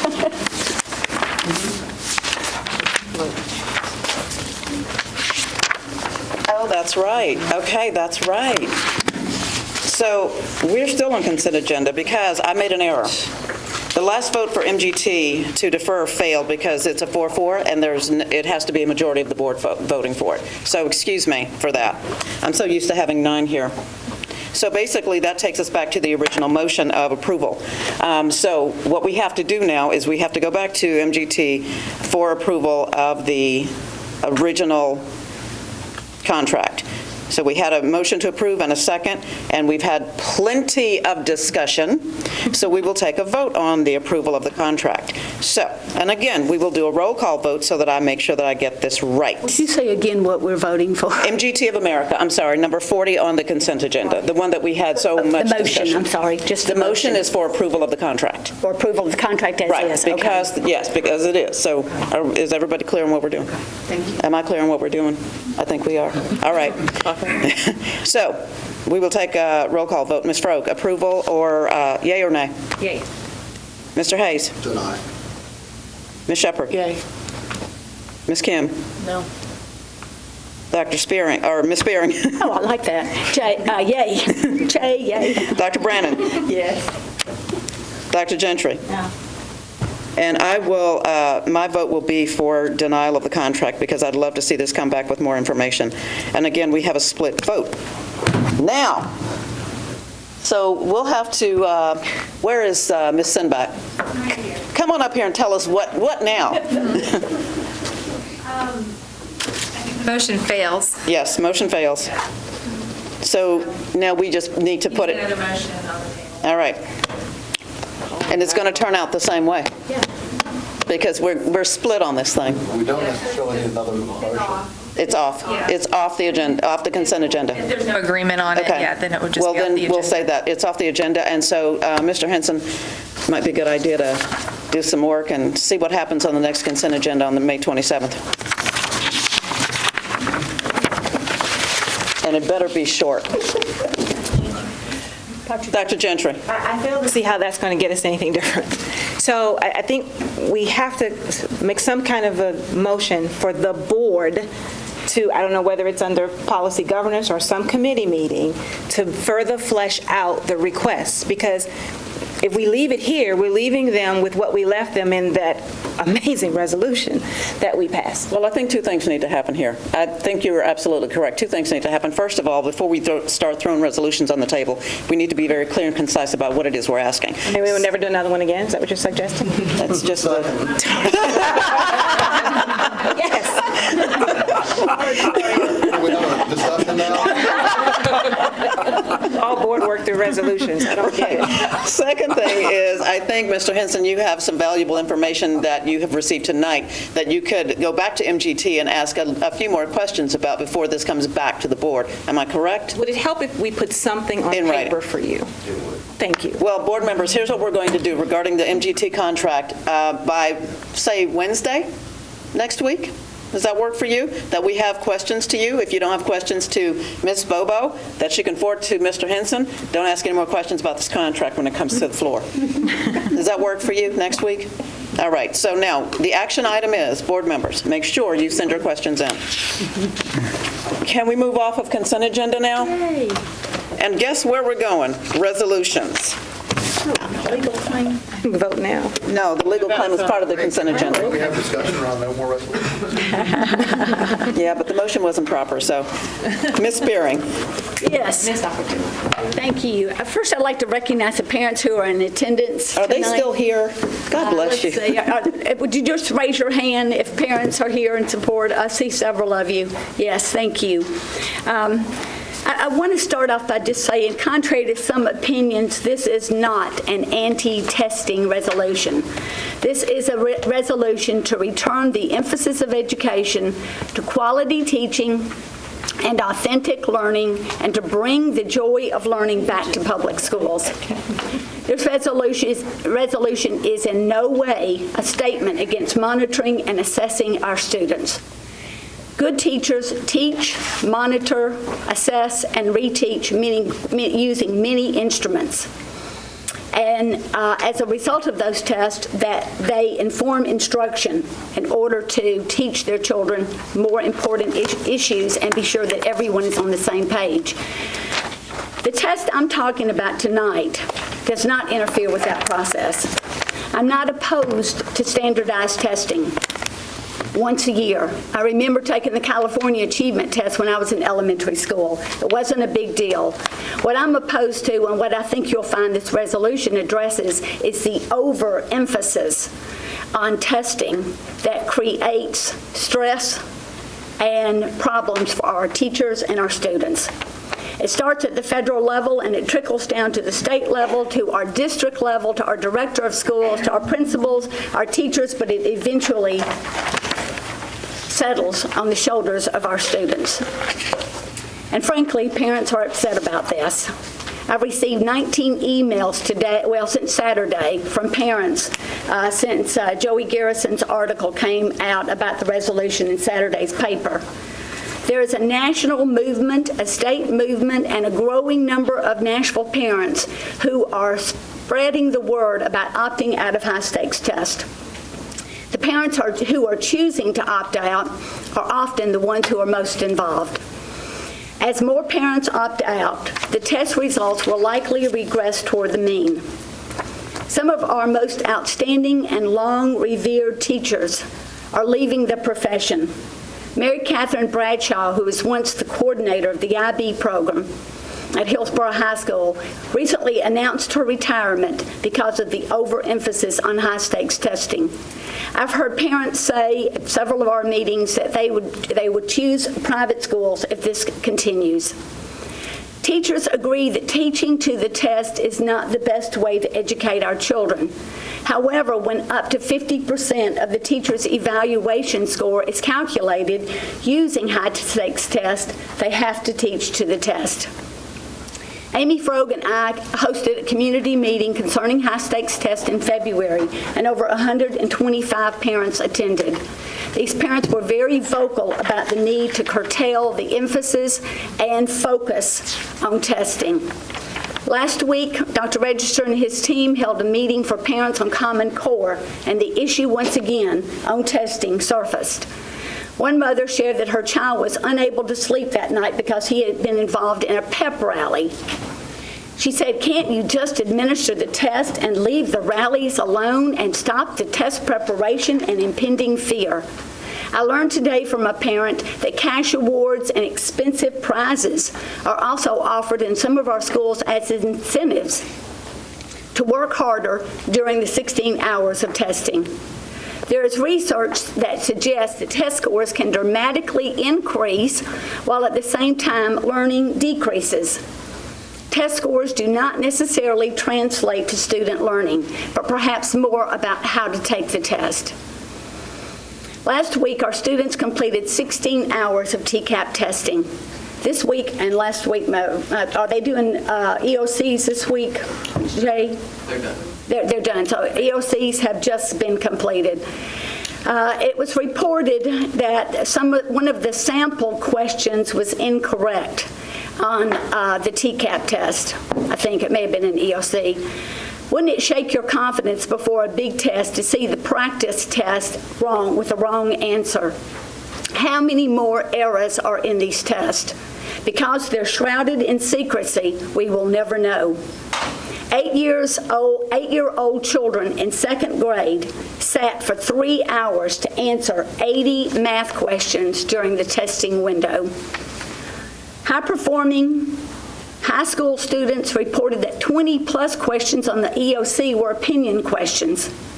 Some of the limitations of value-added model that are used to impact our teachers' evaluation are, number one, at least 70% of our teachers in Nashville are evaluated based on students or subjects that they don't even teach.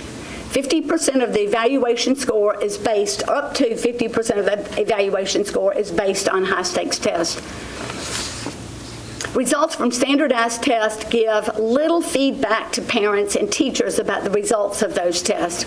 Parents receive a classification but little specific information that can be used to help improve their students' learning or to help them know where to go for tutoring.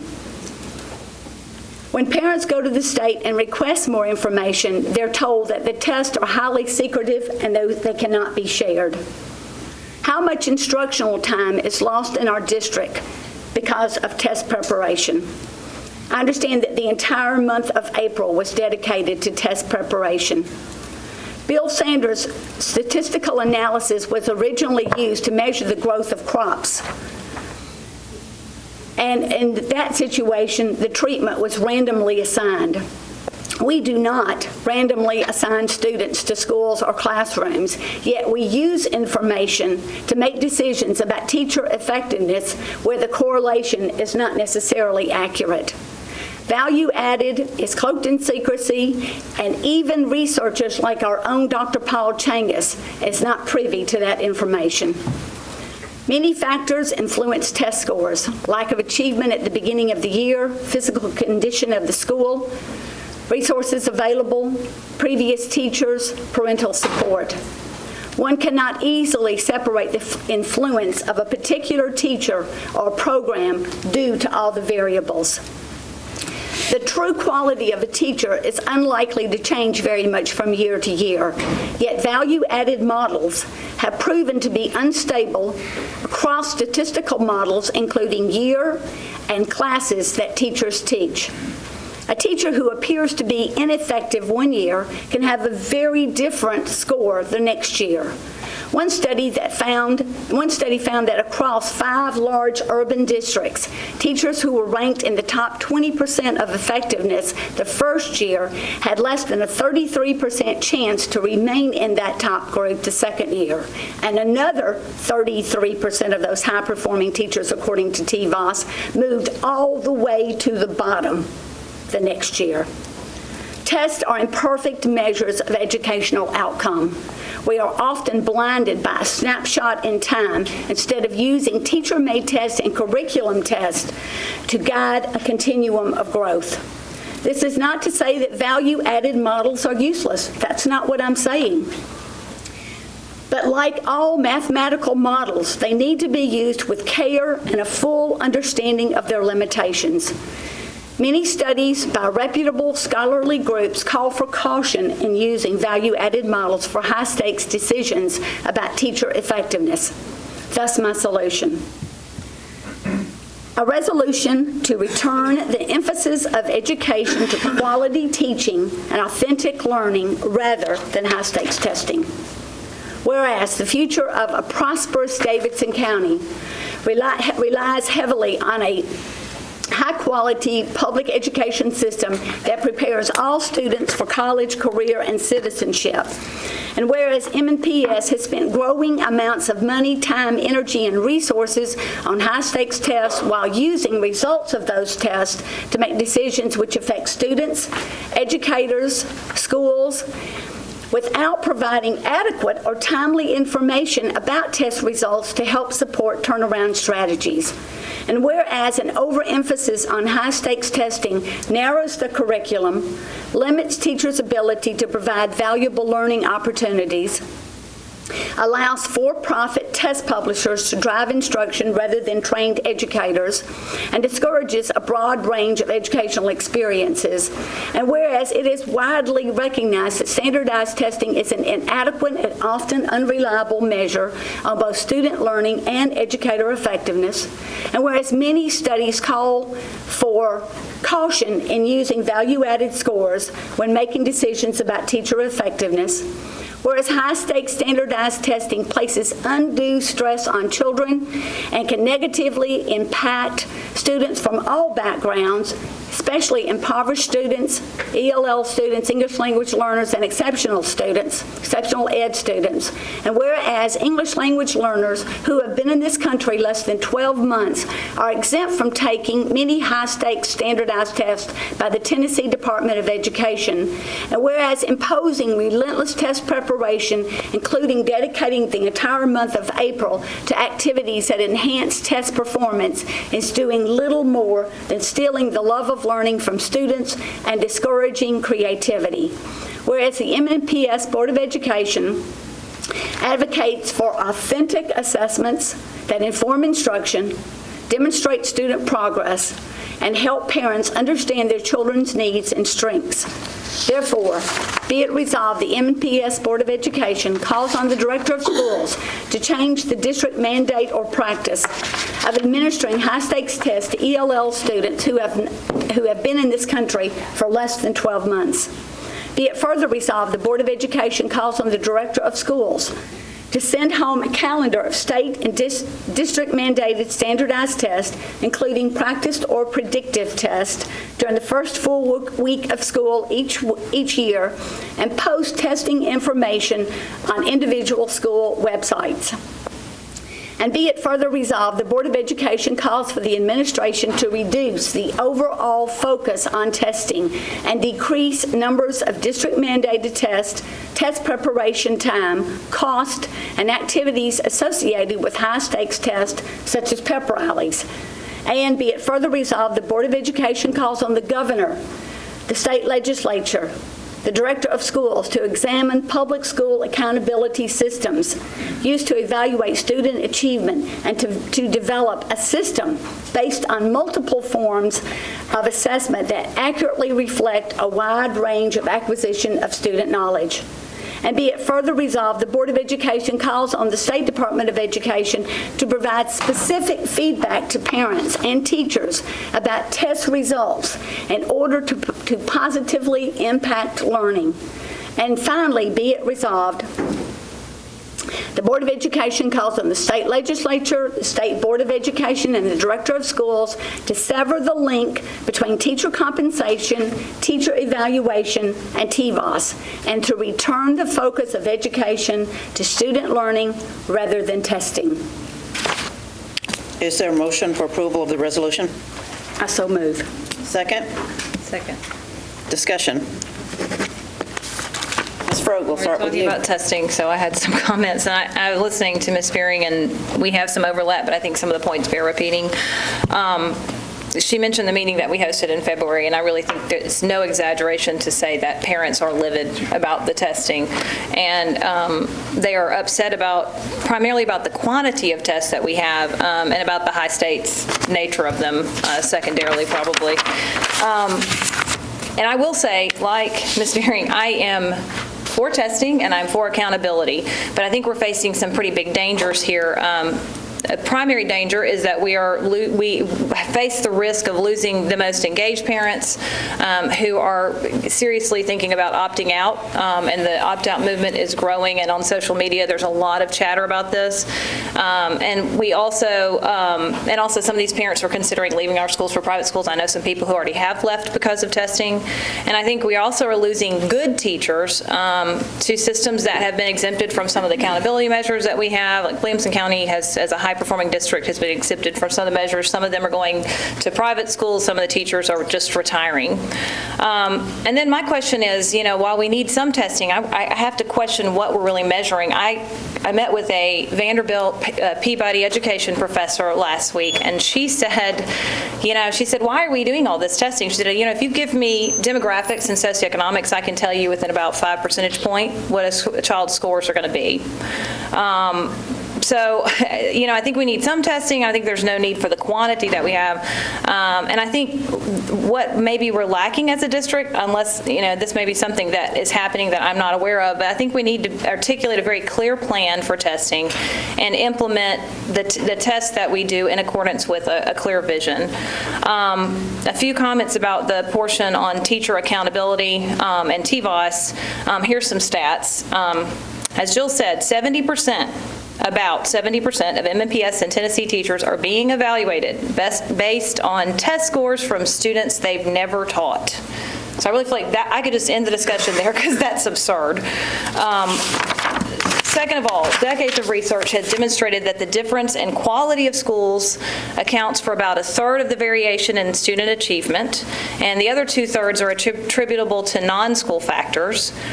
There was a 2013 study that said only 7 to 13% of variance in test score gains is due to teachers. And so here are some facts about TVOS that I would like to share. First of all, TVOS is proprietary. It's not transparent. Second of all, research has raised questions about the accuracy of TVOS as an accurate measurement for evaluating individual teachers, and yet we use it for the basis of 1/3 of our teacher evaluations, and I know that is a state-level issue, but I think it's something that we should highlight. Third of all, there's simply too many variables beyond a teacher's or a school's control to pinpoint the cause of an increase or decrease in scores. I talked about some of those numbers a minute ago. If a teacher or a school has a child in the classroom for only half a year or even less, the teacher and school are held accountable for the entire year, and furthermore, students aren't randomly placed in classrooms. Number 5, TVOS is so unstable that it's considered unreliable without at least 3 years of data.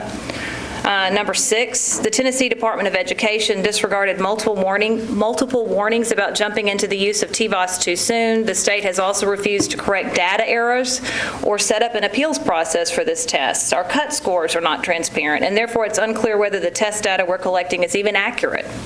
And here's my favorite fact about TVOS. It has a, quote, re-estimation component, and teachers are rated on 3 years of classroom data, unless 3 years of data is not available, in which case the teacher can be rated just on 1 year of data. If former students don't continue in growth or fall in growth after leaving the teacher's classroom in another teacher's classroom, or even in a new school, TVOS readjusts the prior year's data to reflect the change in growth. And that sounds crazy, but that's true. And then finally, TVOS masks proficiency. While we're focused on a child's growth, we ignore that proficiency levels in Tennessee schools continue to remain low. We instead should consider whether a child's actually mastered a subject area. The masking of continued inequalities by focus on growth in turn removes political incentives to address funding inequities.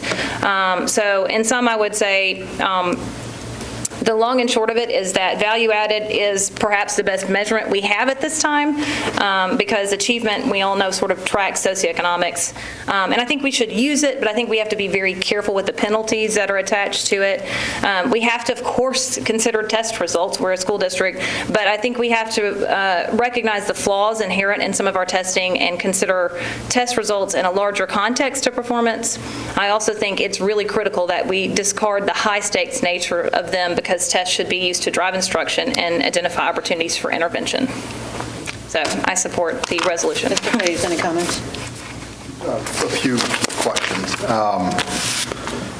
Can somebody address, and this maybe it's Dr. Register or Mr. Clay or someone, just what the legislature did this year around the 50% of the test scores being used as part of an evaluation process? Is that changed? Mr. Clay and Dr. Changus, would you come to the mic, please? Paul, would you come up too, please? Hank?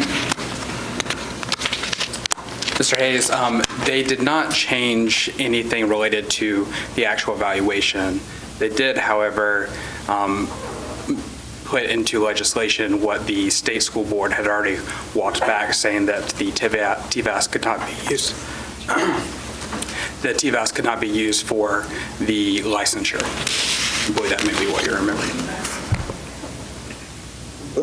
While Dr. Changus is up here, I'm really curious to hear your thoughts about all of Ms. Froge's allegations.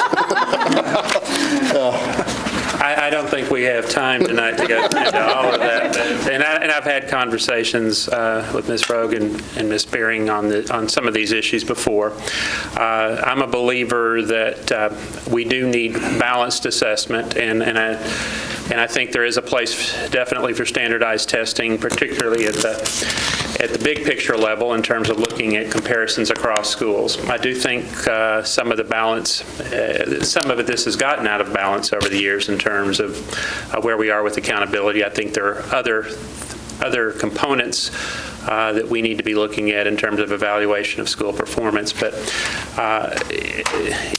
there's a reason, and criticism of standardized tests is not new. This has been going on for decades, but there's a reason that they're still around. And that's because we, have not found measures that are completely replace what we have. And I know in attending some sessions at Vanderbilt over some of these issues, and there are some legitimate concerns about the use of value-added data in teacher evaluation purposes, and particularly relying only on 1 year of data. But one of the questions that's come up from Dr. Henry and Dr. Ballou at Vanderbilt is, do we have something else that's better in terms of teacher evaluation and school accountability? And that's arguable. So bottom line is, I do think we need to proceed with caution in how we use the information, and multiple measures is always a safer route to go. Some of the things that are addressed in this resolution go well above us at this point. But I do think we can look at how we utilize the data, the information, in our own evaluation purposes as a district. But this is a very complex issue. I'm just curious, Ms. Beering, Thank you, Dr. Changus. You referenced 16 hours of testing. There's more, or is it just 16 hours? Right, so our kids are in school around 1,200 hours a year. I'm talking about the TCAP test that's done over 4 days. They're tested 4 days, 4 hours a day. Is that correct? Generally, for most students, they're going to be testing no more than a couple of hours of actual test administration time a day. There is time that's taken, and I'm talking about the actual test itself. Typically, it's more in the 8-hour range in terms of working on the test. Now, students who are English learners or students with disabilities who have extended time would be typically getting time and a half, which would be up to 6 hours a day on those days. I'm sorry, up to 3 hours typically on a day, but so for them it's more like a 12-hour process. But there is time that's required to get the groups together and to pass out materials and all of that. And there's a practice on each one so that to explain I guess that's what they're thinking about, what I've been told. There are generally a few practice items just to get them used to the format. Yeah, thank you. Is the test aligned to the curriculum? I mean, I think about when I was a kid, so it's 20, 30 years ago, right? We had quizzes every week, and they were testing the data that we were learning. And so you talked about test prep. And is that test prep, that you said it was a month of test prep, aligned to things that they should be learning, or is it's how do you type on the keyboard to fill the answers out, or 5 years ago, it's here's how you draw the bubble. So one of the great concerns that we've had is that the current tests, the TCAP and the end of course tests, are not aligned with Common Core. And a lot of the concern that's been expressed, I think, is because of transition. We're transitioning, and for 3 years we've been transitioning to Common Core, which is, I think, really good movement for us. That's the right direction to take.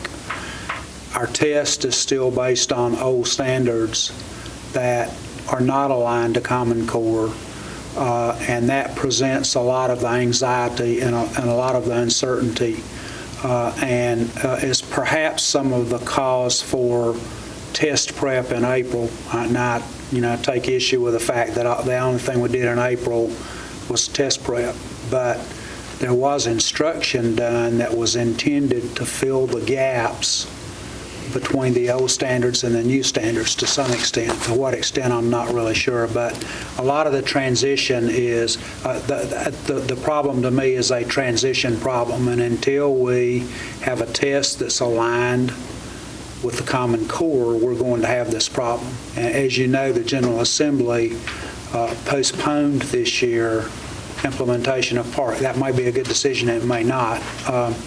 We've had a dozen faculty meetings across the district, and we've had the parent meetings. We have the parent meeting tomorrow night, and predominantly when I ask the question of teachers, would you rather go to the new test that's aligned, or would you rather stay with the old test? The answer is we would like to go to the new test.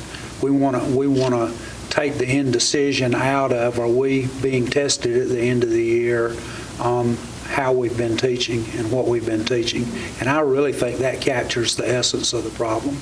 I think that we have to be very responsive to parents. I think we have to hear what parents are saying. I think we have to be very responsive to teachers and to lower the stakes, if you will. What I would like to see us do is not make these high-stakes tests, not make school accountability or teacher evaluation dependent on a test score that's in a transition period of time. That means not calculating a transition, but starting over with results and measuring that. It's only a 1-year deferral or a 2-year deferral to do that. I think that's common sense and it makes sense. And then I think what we have to do in response to what we're hearing parents say is and what we're hearing teachers say is take a very critical look at what formative instruments we use. What do we use during the year? That's diagnostic. That's what it's intended to do. It's not intended to evaluate teachers. It's not intended to be an accountability measure, but the use of that data from tests has been mixed, and I think we've got to settle on that. So there are a lot of unanswered questions. I don't know if that answers your question or not, but I think it has to be a balanced approach. I think we have to make modifications to the way we're doing business now. Can I support everything in the resolution? The answer is no. That was my follow-up question. Yeah, I figured it was. It seems to go a step. It's a tad bit more aggressive. And I think that, and I understand, and Ms. Spearing and I have had several conversations about this, and not just over the resolution, but over the whole issue of testing. And I think substantively, I agree with a great deal of what's being said. I just think the resolution itself is premature. Not right or not wrong, but it's premature. We haven't had sufficient time to talk about it. Some components of the resolution would put us in conflict with state law. Are you done? For now. Okay. Thank you. You deferring to Dr. Gentry before she had an hand up first. Okay. Dr. Gentry. Comments. Okay. Yeah, so, other than always being confused, as has been evidenced by our earlier example of what happens when we do resolutions, I'm never quite clear on what we're supposed to do. I'm more of an action-oriented kind of person, so I'm never really clear. But what I heard was a lot of contradiction of using them better, but then getting rid of them, taking a different look at them, but then telling the state to do something different. So there are things in there that we can control. There are things in there that we can't control. So to put them all in one resolution, I can't support that.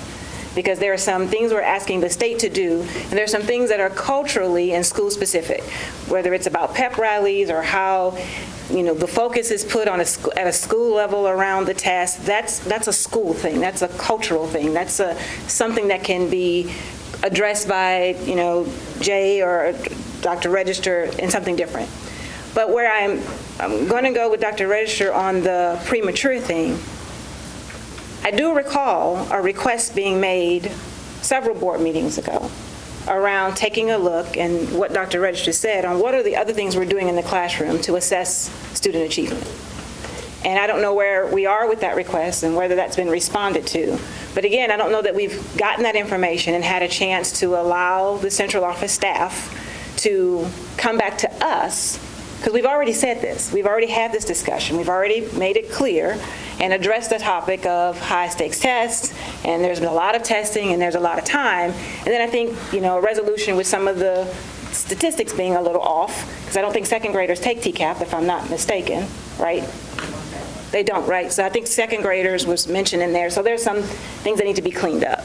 But I do think that if we have to do this via a resolution, it needs to be separated on those things that we can control and those things that just allow us to take a position and make a statement to the state. So I think that's two separate things. I think if there are things that we can't control, we don't need a resolution. We need requests and a plan of action to the central office staff with expected responses and deliverables. Resolutions aren't going to get us work done. Resolutions should be used to make a statement about how we feel about things. So we can use it to say how we feel, but if we want something to change, this board needs to be very clear on what it wants done. And that's through policy. Okay, so I made a mistake by letting Dr. Gentry go before me. She said most of what I wanted to say, but I will echo Dr. Chambers' remarks in that so many of the issues in the resolution are out of our complete control. So we have no control over it. So if we wanted to pass a resolution to make a statement and send it to the state, my experience in the last couple of years is they're not listening. So, certainly we can express our opinion and let them know that there are several things that we disagree with on a state level, for what it's worth. Hold on. Oh, go ahead. Dr. Brannon or Ms. Kim, any comments? Okay, before we go to second rounds, I'm going to make comments as well. I agree with so many things that have been said. A couple of the things in here that I highlighted. One of the things that drew my attention more than anything is when we start to talk about activities associated with high-stakes testing, such as pep rallies. I'm not sure if anyone has been in these schools the week before TCAPs happen, but I have been there. And I will give you two examples. Apollo Middle School today had, today is Tuesday, yeah, Apollo Middle School had an end of TCAP testing bouncy day for the kids to sort of bring them down. One thing, though, that Paragon Mills does, and this is pretty awesome, they don't just have pep rallies. They have week-long activities to get the parents into the school, to have them go through the practice tests and say, this is what your child is going to be tested on. This is probably one of the most interesting activities I've seen in a very long time, and the kids are excited about it. And so I don't see any kids, when I walked into that school, I didn't see any kids who were stressing out over having to take the test. They were actually excited because now I've got my parents here, I've got my sisters and brothers here, and now we're all on the same page with what it is we're about to start doing. And so I saw the complete opposite of these kids. I didn't see children who were stressed out over TCAP testing. I saw kids who were excited because they had learned and they were excited about taking these tests because they knew that they were going to do well on the tests. So when I saw that, it concerned me because now we're getting in way into the weeds. The other thing on this is, while I agree, and Ms. Spearing, I like where your head is going on this, but we have a lot going on in here. I agree that if we are going to ask an action function of the State Department or the legislature, then we need to have a resolution designed towards those entities. We can't have it all encompassing in one resolution. There was another thing, too, that I totally went out of my head. But again, we need to be very careful about what it is we're asking for. Oh, that's the other thing. If we want to make it binding, then we need to create policy. Resolutions aren't binding. Resolutions, as Dr. Gentry said, are suggestions of what we would like to see, but they're not binding. If we create policy around this, then that's binding, and that's something that we have said to the director of schools, this is the expectation, and this, of course, goes back to, like I've said before, the expectation ties into the director's evaluation, and if the expectation is not met, it will reflect in that evaluation. So putting things that could be considered or that you believe to be binding in a resolution is really not, because when you take it, just like Ms. Shepherd said, if you take it to the legislation right now, they're going to be like, oh, that's nice. Have a nice day. And that's pretty much as far as it's going to go. So now, that's all I have to say. We'll go to second rounds. Ms. Spearing, I'll start with you, and then we'll go to Ms. Frogan, Ms. Shepherd. Okay, thank you. First of all, Dr. Gentry, I never said get rid of them. I made it very clear that there's a place for standardized tests. Never said get rid of them. And I don't expect us to get rid of them. They're here to stay. We've used them. We've had them forever. I had them as a kid. I expect them to be here. We are clearly way out in right field with the test. When you get 20 emails from parents saying, please stop this nonsense, we must listen. When Amy and I had a community meeting, no one else was here except for Dr. Register and Amy and I. But there were 125 plus parents there that were very upset. We went at least over our time limit, at least an hour, hour and a half, because parents, and we finally stopped before the parents had all completed their remarks. We've got to do something. I also, this resolution has 3 resolves that are binding, what I would consider to be binding, that we're asking our director of schools to do. But there are 3 that are non-binding, and I don't think there's anything wrong with having non-binding resolves in a resolution, because we have people across this state that are concerned about school boards across this state. A similar resolution was written in Texas, and it was signed on by over 100 school boards, and it made a difference. And I think we can make a difference. If we passed this resolution and it was signed on by many school boards across this state, it would make an impact. It makes an impact with parents, and it will eventually make an impact with our Commissioner of Education and our state board. Not all kids, I can see, I would be one of those kids that would be excited about the test, but clearly not all kids are excited about a pep rally. And some of the incentives that are given for the test, parents are upset about that in terms of cash awards, bicycles. I mean, parents are saying, wait a minute, I want my kid to come to school and learn for the joy of learning, not because they're going to get a cash award. So this is problematic. And let's see if I had anything else here. Yeah, that's it. Thank you. Ms. Shepherd, then Ms. Frogan. Oh, I think she was first. Okay, Ms. I think Jill said some of the things I was going to say. I think there are some action items. I was thinking the same thing when you're saying that, so I looked it up. There are some action items. I think some of it is also symbolic, and it's definitely without outside of our reach, and all these comments I'm making about the TVOS, that's something the state has to decide, but I think it is important to highlight this as an issue.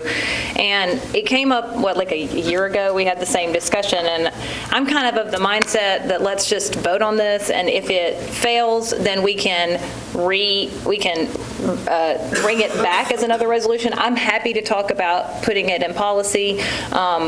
But my concern is some of these details I'm not sure would fit in the policy governance model. So that's why I think it's kind of helpful to have it in a resolution. I'm willing to give up pep rallies if that's a huge sticking point.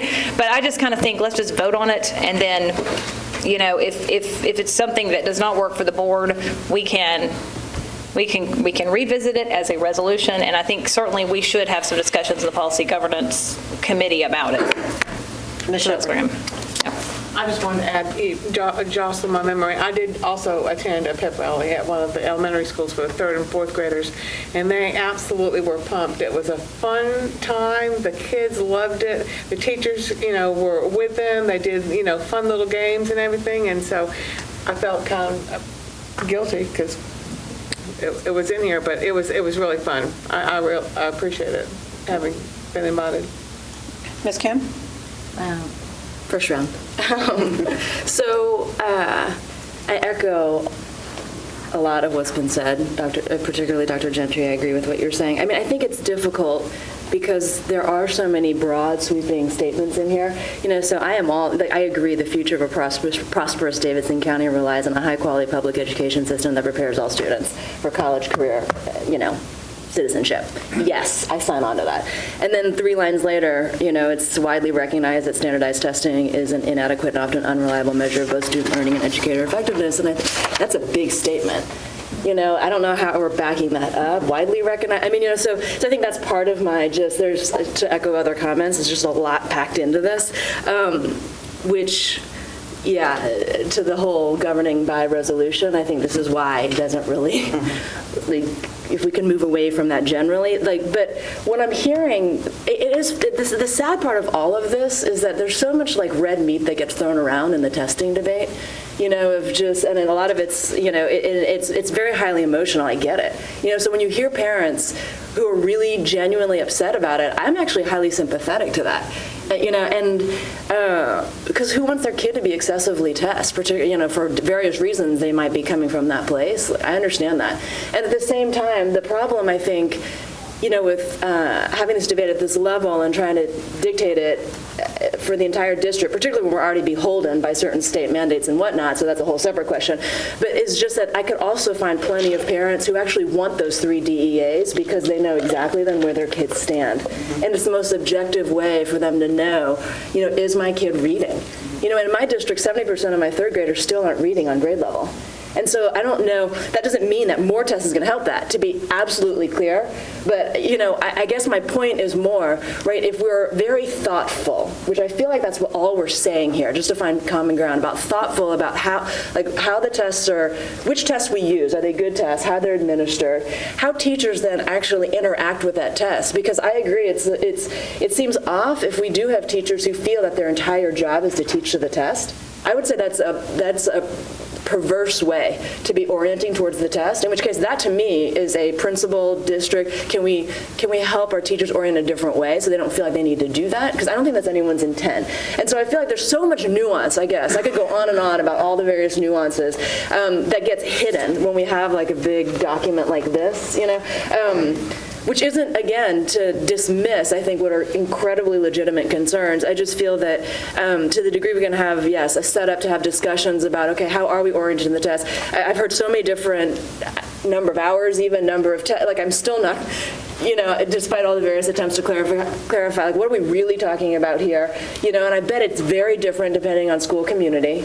I would attest to that in my district, certain school communities are up in arms about this, and others are, no, just not at all. They're like, I want to know.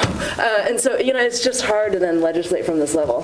So I think this is the inherent challenge, I think, of all of this, which is, again, not to dismiss, I think, concerns. That's not also what I'm trying to do. I just feel like it's also, we got to be mindful that there's, and the other thing, too, is the thing that also, things that are that are set up to where it's so black and white and it feels like we're just lobbing grenades, and people have to take sides. I guess I inherently don't like those kinds of framing of arguments. But then even it's just dangerous too, because I think joy can be associated with no tests, or joy can be associated with tests, what you were talking about, pep rallies, right? And so all of this, so I think it's also tricky to associate, make broad sweeping generalizations about what tests do or do not do or evoke, or, because I think it's complicated. Which I think also is what you're trying to say too, is that there's lots of unintended consequences, but I think, resolutions. Okay, and I'm going to end the discussion with this, and then we'll go ahead and take a vote on this, because it is 7:15. We still have another meeting after this that we need to get to, and we are not finished with our agenda. So my final comments on this is to Ms. Spearing. You said that larger impact, that passing a resolution like this could have a larger impact on other school districts. I submit to you that you'd have to get those school districts to sign on. For me, the larger impact would be through policy, because then you directly affect what your director of schools is going to do. So let's consider that. The one thing that I've heard tonight is governance resolution through resolution governance. We're not a resolution governance board, we're a policy governance board. So I think to your point, Ms. Frog, I think that there is a lot of this that could be put into current policies. If not, we need to think about creating a new policy specifically designed towards what it is we want to do, and that's when we can get specific. But that becomes what the director of schools needs to do. We have to always keep in mind that it's about ends. It's not about how we get there. Our job is to say, dear director of schools, this is what we want, go make it happen, come back and tell us what the result is. If it's not what we asked for, then I'm going to send you back out again, and it's going to reflect in your evaluation. So I will leave it at that, and we will go ahead and take a vote. Resolution has been, a motion to approve has been made, and a second, and we will take a vote. All in favor of passing the resolution, say aye. Aye. All opposed? Aye. Resolution fails. So did it fail two? It failed. Did you give me the? You were the only two who voted for it. Thank you. And next, we'll move on to another resolution. And this one I actually am excited about. And I'm going to give you just a brief history, and then I'll read the resolution, and we'll go from there. Brown versus Board of Education. As you know, that we are coming up on the anniversary of Brown versus Board of Education on the 17th of this month, in fact. So I'm going to read you a very brief history, and then I'll read the resolution, and then we will throw it out for a motion. In 1951, a class action suit was filed against the Board of Education of the city of Topeka, Kansas, in the United States District Court for the District of Kansas. The plaintiffs were 13 Topeka parents on behalf of their 20 children. The suit called for the school district to reverse its policy on racial segregation. Separate elementary schools were operated by the Topeka Board of Education under 1879 Kansas law, which permitted but did not require districts to maintain separate elementary school facilities for black and white students in 12 communities with populations over 15,000. The case that came to be known as Brown versus Board of Education was actually, the name was actually given to 5 separate cases that were heard in the U.S. Supreme Court concerning the issue of segregation in public schools. The cases were Brown versus Board of Education of Topeka, Biggs versus Elliott, Davis versus Board of Education of Prince Edward County, Boiling versus Sharp, and Gebhardt versus Ethel. While the facts of each case are different, the main issue in each was the constitutionality of state-sponsored segregation in public schools. Thurgood Marshall and the NAACP Legal Defense and Education Fund handled these cases. Although it acknowledged some of the plaintiffs' claims, a 3-judge panel at the U.S. District Court that heard the cases ruled in favor of the school boards. The plaintiffs then appealed to the U.S. Supreme Court in 1952, where they consolidated all 5 cases under the name of Brown versus Board of Education. Marshall personally argued the case before the court. Although he raised a variety of legal issues on appeal, the most common was that separate school systems for blacks and whites were inherently unequal and thus violate the Equal Protection Clause of the 14th Amendment to the U.S. Constitution. Furthermore, relying on sociological tests such as the one performed by social scientist Kenneth Clark and other data, he also argued that segregated school systems had a tendency to make black children feel inferior to white children, and thus such a system should not be legally permissible. Meeting to decide the case, the justices of the Supreme Court realized that they were deeply divided over the issues raised. While most wanted to reverse Plessy and declare segregation in public schools to be unconstitutional, they had various reasons for doing so. Unable to come to a solution by June 3, 1953, the end of the court's 1952-53 term, the court decided to rehear the case in December 1953. During the intervening months, however, Chief Justice Fred Vinson died and was replaced by Governor Earl Warren of California. After the case was reheard in 1953, Chief Justice Warren was able to do something that his predecessor had not: bring all the justices to agree to support a unanimous decision of declaring segregation in public schools unconstitutional. On May 17, 1954, he delivered the opinion of the court, stating that we conclude that in the field of public education, the doctrine of separate but equal has no place. Separate educational facilities are inherently unequal. And I will read the resolution. A resolution of the Board of Education of Metropolitan Nashville Public Schools, inspired by a similar resolution from the National School Boards Association Board of Directors, commemorating the 60th anniversary of the historic U.S. Supreme Court decision in Brown versus the Board of Education. Whereas public education is essential to an informed citizenry, the foundation of our democratic society, and whereas access to a public education is the gateway to opportunity our nation's promised to all. Whereas a public education for students of every race, religion, ethnic background, and economic circumstance is a civil right. And whereas on May 17, 1954, in a historic unanimous decision, the United States Supreme Court in Brown versus Board of Education ruled public education is subject to the equal protection provisions of the United States Constitution. And whereas the court based its decision in major part on the premise that separating children by race was unfair, diminishing their hopes and their future aspirations. Whereas the court's pronouncement in Brown versus Board of Education validated the struggle and remarkable actions of countless Americans who challenged the destructive effects of segregation in our society through peaceful, lawful means. And whereas the court's decision has had profound, significant, and beneficial impact on all aspects of life in the United States. And whereas our nation still struggles with how to remove the vestiges of segregation in education. And whereas recognizing that quality, diverse schools at all grade levels are indispensable to the civic and educational purpose of the district, the board has adopted a diversity management plan to make diversity part of students' educational experience, so they may be provided the benefits of learning in diverse settings. Now therefore be it resolved by the Metropolitan Nashville Public Schools Board of Education, in recognition of the 60th anniversary of the landmark U.S. Supreme Court decision in Brown versus Board of Education, that this resolution promotes appreciation for the advancement of democratic principles through our system of law and justice using the unanimous 1954 Supreme Court decision in Brown versus Board of Education as a touchstone.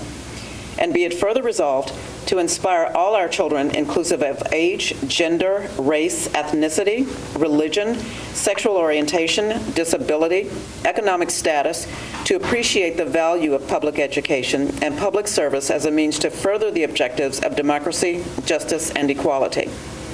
Be it further resolved that the board encourages student projects, essays, creative arts, lectures, research and writing, community projects, and other activities to foster personal commitment to democracy. And be it further resolved that the contributions of civil rights leaders and volunteers, parents, and students be recognized, for it is only through their courage, conviction, and sacrifice that Brown versus Board of Education became a reality. And be it further resolved that on the days surrounding Saturday, May 17, 2014, our schools are encouraged to mark the anniversary of Brown versus Board of Education with an appropriate ceremony and remembrance. And before I ask for, I'll put a motion out, but before I do that, just one quick thing. Without Brown versus Board of Education and the ultimate decision that was made, I wouldn't be sitting here tonight. So, having said that, I make a motion for approval of the resolution. Second. Approval has been made and seconded. Any discussions? All right. So we'll take a vote. All in favor? Aye. Any opposed? Resolution passes. And now we're on to the meat of the evening. The director's report. Dr. Register. Thank you, Madam Chair. Since the hour's getting late, I think we concur that we will put a hold on item number 3. It's a really good report, but I don't want it to get lost in the time. It is timely now, but we'll put a hold on that if that's okay. And let me ask, too, if Ms. Spearing and Mr. Hayes would agree to postpone your committee reports until the May 27th meeting. That would be fantastic, because, again, we do have another meeting that is scheduled to start in 5 minutes. I do want to make one comment about the resolution. Brown versus Board of Education. And that's that this Thursday from 10 a.m. to 11 a.m., I will be a guest on National Public Radio's Diane Ream show. That's heard locally on WPLN. It's a live 60-minute call-in radio show that will focus on the legacy of the Brown versus Board of Education decision. We were recommended by the National Office of NAACP as a representative for us to be a guest on this show because of the diversity plan that our district's been recognized for nationally. So I'll tell you that it's a real honor to be one of 4 guests on this show with a representative from the Office for Civil Rights, the ACLU, and a college professor who is an expert in desegregation in the country. So I'll be representing us on Thursday morning. Hope you can tune in. What time was that? 10 a.m. 10 a.m. And I'm doing it at McGavock High School so I can attend that event too. We have on the agenda next an update on the surrender of Boys Prep Charter. And I'll ask Mr. Coverstone to come to the PA system. We have, I want to say just a preliminary word or two, an introductory word about this, and then introduce the topic. We approached the Boys Prep Charter Board through Dr. Coverstone and suggested to them, gave them the opportunity to surrender their charter prior to a motion from us to revoke the charter because of concerns that were uncovered in oversight. And I want to ask Dr. Coverstone to talk about that and to briefly talk about the oversight process that we undertake as we monitor charter operations. I will say that you received today a copy of a rather extensive report that was an open records request from several sources concerning this issue. You have that as background information, and Dr. Coverstone, I'll turn it over to you for highlights. Thank you. I appreciate you taking the time to look into this, and I want to make sure that you understand it. I would normally make a joke about rushing through this. It's just too important. So I'll do my best. I've confined the number of slides. I've given you documents that I will reference, and you can follow up. I'm open to questions. In particular, in the binder that you have, the first section has the PowerPoint, but the last 2 sections just have single pages that I think we'll spend most of our time on, detailing the multiple reports that we have made over the last year and a half regarding Boys Prep to this board. And the documents that Dr. Register referenced are backup to those already public records that support and show the follow-up in terms of plans, in terms of monitoring, and in terms of communication. I will say that overseeing contracts is important, whether they're charter school contracts or other contracts. We owe it to the students that we get a return on investment that relates to student learning. We owe it to our taxpayers that we ensure control of the use of public money, and we owe significant return on investment to you. And we take those things very seriously, and everything that we do is targeted toward that. I appreciate your taking the time to do this tonight. I need to start with the end in mind to make sure that you understand our mission and oversight principles, because it's important to understand what success looks like before we start to analyze whether or not we've actually achieved it. Everything we do here is grounded in the academic and diversity goals that you've established, period. They're in Education 2018, they're in the Diversity Management Plan, and every contract and every oversight decision is aimed to make sure that we're advancing those goals for you. We owe you a portfolio of high-quality schools, and put simply, our mission is to increase student learning using a variety of school types in the Office of Innovation, from charter to magnet to zone schools, but ensuring that each school is judged for quality rather than its type. Everything we do flows from the assumption that all students can and should have the opportunity to learn in a school that serves his or her learning needs very well, and you all have spoken eloquently to that tonight. All families ought to have good school choices, regardless of their economic means, and to help ensure that individual needs of students are met and met well, we strive to ensure that every school performs at a high level. That's why we developed the Academic Performance Framework, which publicly annually reports on a balanced set of academic performance measures. Our Operational Performance Framework, which publicly annually reports on the operations in response to on-site visits at every charter school. On-site visits we do not do at district schools or which are not done in other charter school oversight frameworks. Our Financial Performance Framework, which assesses annual independent audits which are conducted by law and collected by our office and run through that framework, reported publicly annually. And the Diversity Management Plan and the report that we put on every year's school report card. You have those. We delivered those to you in October. They are posted on our website. The frameworks are described, and the report cards are transparently published for every single charter school that we operate. I believe we do a good job with our responsibility for oversight, but no one's perfect, and least of all myself. We're open to suggestions. We're open to input. We're open to changes. All I ask is that you first understand that the principles and procedures that guide our actions are intentional and what they're trying to accomplish. Following that, tonight I'll walk you through the oversight and reporting in the boys prep case, which I hope will help you to realize how effective we actually have been in this particular case in arriving at an amicable charter surrender after just 2 years of operation. That's really not something that happens very often. We operate according to a detailed set of principles and procedures that are grounded in law and policy and aligned to the National Association of Charter School Authorizers Principles and Standards. I have included in your binder Section 1.1, which is the Academic, Operational, and Financial Performance Frameworks in the annual school reports.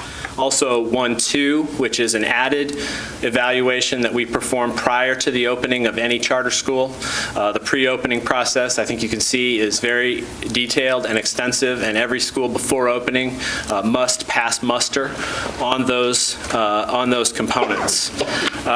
In terms of the principles that we pursue in making known and reporting and promoting transparency with regard to oversight of charters, the first is that we conduct multiple annual reviews and annual public reporting, and that's summed up in those documents. They're available on the web. Be happy to answer questions about those and take suggestions about how those could be more effective. Secondly, we address and document deficiencies and discrepancies as they occur. We investigate every complaint.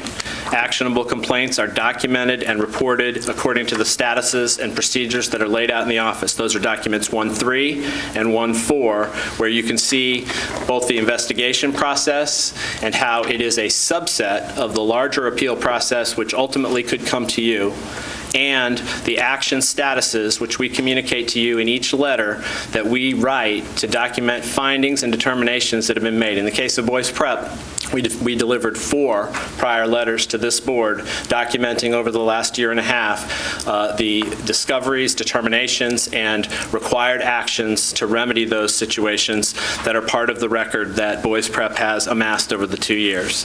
The third principle is we consider documentation of the performance history and renewal of evaluation. We will not renew schools that have an ongoing and serious track record of concerns and deficiencies that become the norm for the school. And we recommend revocation of charters when necessary to protect student and public interests, and our track record on that is fairly strong. The principle underlying that from the National Association of Charter School Authorizers is listed there. A quality authorizer conducts contract oversight that competently evaluates performance and monitors compliance, ensures the school's legally entitled autonomy, refrains from directing or participating in educational decisions or choices that are appropriately within the school's purview under the charter law or contract, protects student rights, informs interventions, revocation, and renewal decisions, and provides annual public reports on school performances. Second set of principles have to do with oversight and how we approach that. Many of the documents are the same, although I would also direct your attention to document 1.5 in the case of principles of oversight.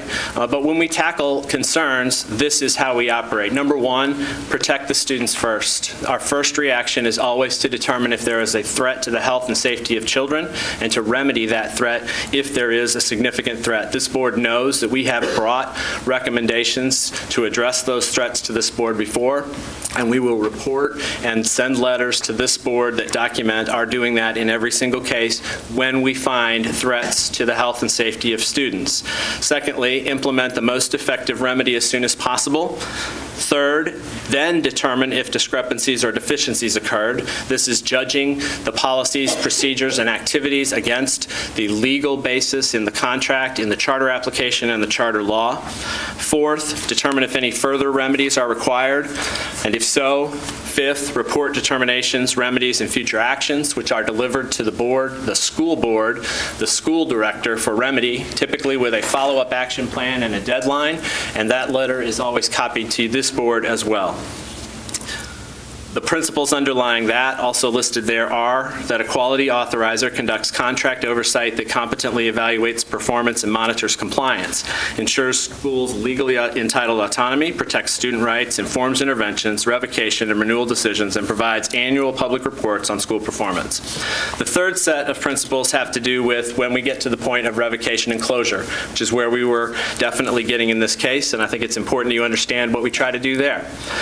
First and foremost, when it comes to revocation and closure, we believe that it is both legally required as well as ethically responsible for us to communicate clearly and consistently regarding the likelihood of revocation, which means we stay in constant contact, near constant contact, with any board that finds itself in that situation, unless that board rejects our ability and effort to reach out to them and have those conversations. In the case of Boys Prep, the board members who were leading the board this year were very diligent in responding to our desires to meet, and we were able to keep them abreast of what we were seeing and what the situations were. And I think at the end of the day, it was that communication that made it possible for them to recognize that it was time for them to relinquish their charter, which was the right thing for the best interest of the students, and I think the right time to do it. The second principle is whenever possible, closure should take effect at the end of the school year. That's guaranteed by law, but if you're a family, that makes sense. That's the best time to deal with a school transition if one has to happen.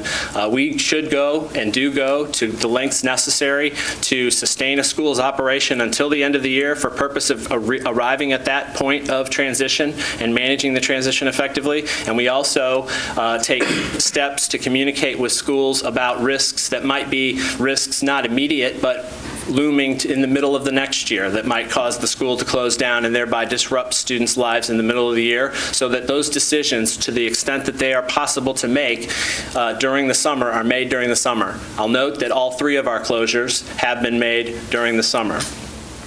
Lastly, we are obligated to establish a strong legal basis for revocation before making the recommendation to the Board of Education. This is a legal contract. It is not a legal contract that I made up. It's been written into the law, and it is a relationship that we enter into according to the law. And we have an obligation under the law to make sure that we bring you revocation cases that can be legally defended. When we asked you to move to revoke the Smithson Craighead Middle School charter last year, and you did, we were immediately sued in federal court. We were upheld because the case was strong, because the decision was sound, and because we did the homework that we needed to do in documentation and reporting to have that decision upheld. And that's what we want to see in every single case. And so we need to be careful to make sure that our decisions are related to violations of law and contract and not related to preferences and relationships that are at the school operational level. That would not be appropriate under the law or contract for us to move to revoke a charter. With that background in mind, I'll turn then to document, I believe it's 1-6 in your binder, that details exactly the timeline with regard to Boys Prep. I will note that Boys Prep opened in the fall of 2012. At that time, they had leadership struggles on their board and a great deal of attrition from their board early on. Right from the get-go, we started communicating with you and others about the concerns. These are not well-guarded secrets. This has been covered in the city paper. This has been covered in our conversations over time.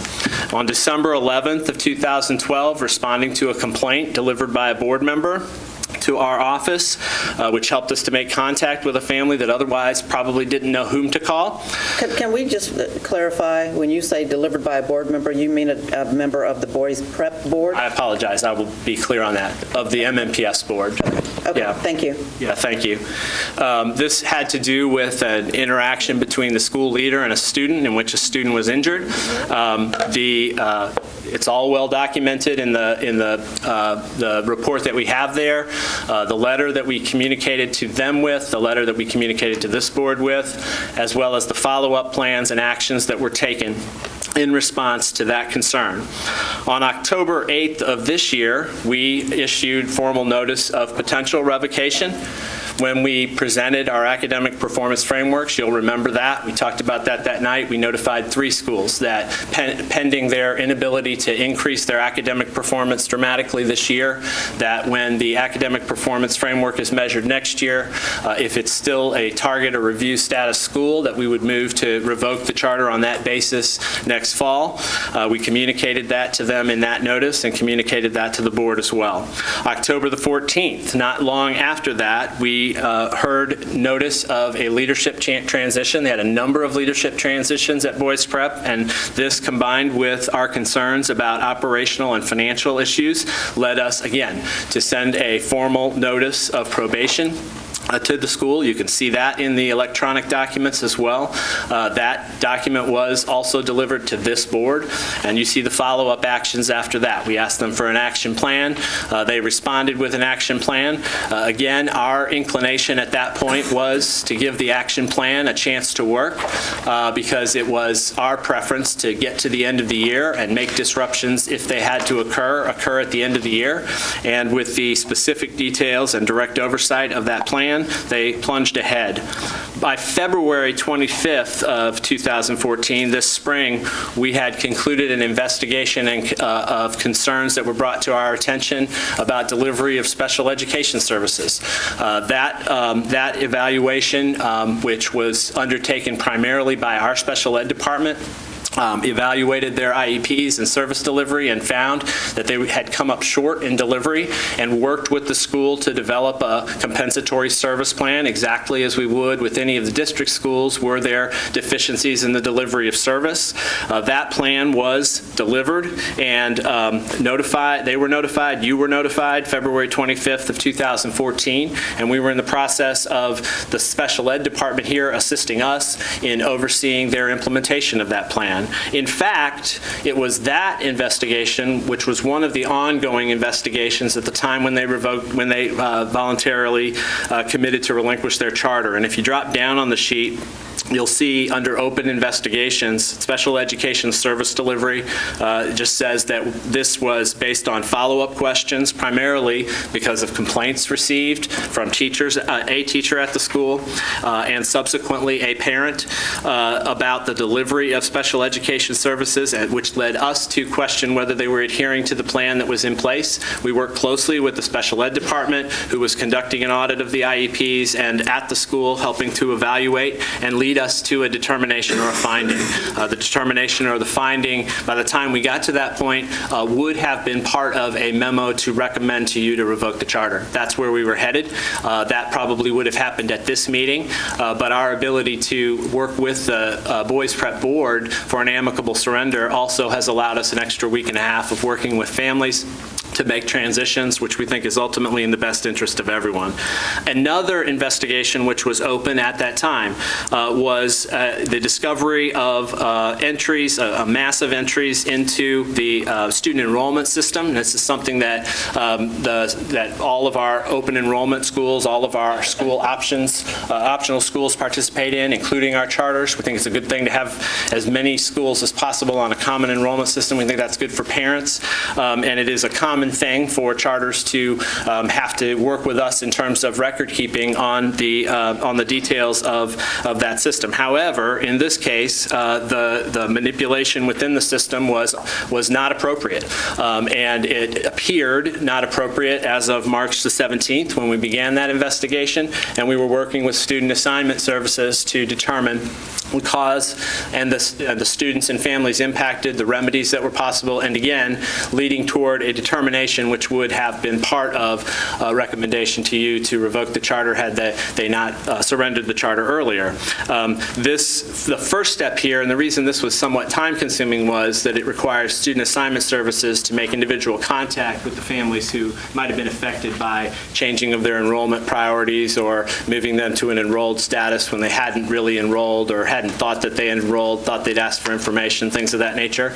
And so we made individual contact, student assignment services made individual contact with the families, with the first purpose being let's reverse this, let's get it right, let's get the system back to where it was, which I think they were able to do. Following that, then, the question is there a violation of law or contract? There clearly is a violation there.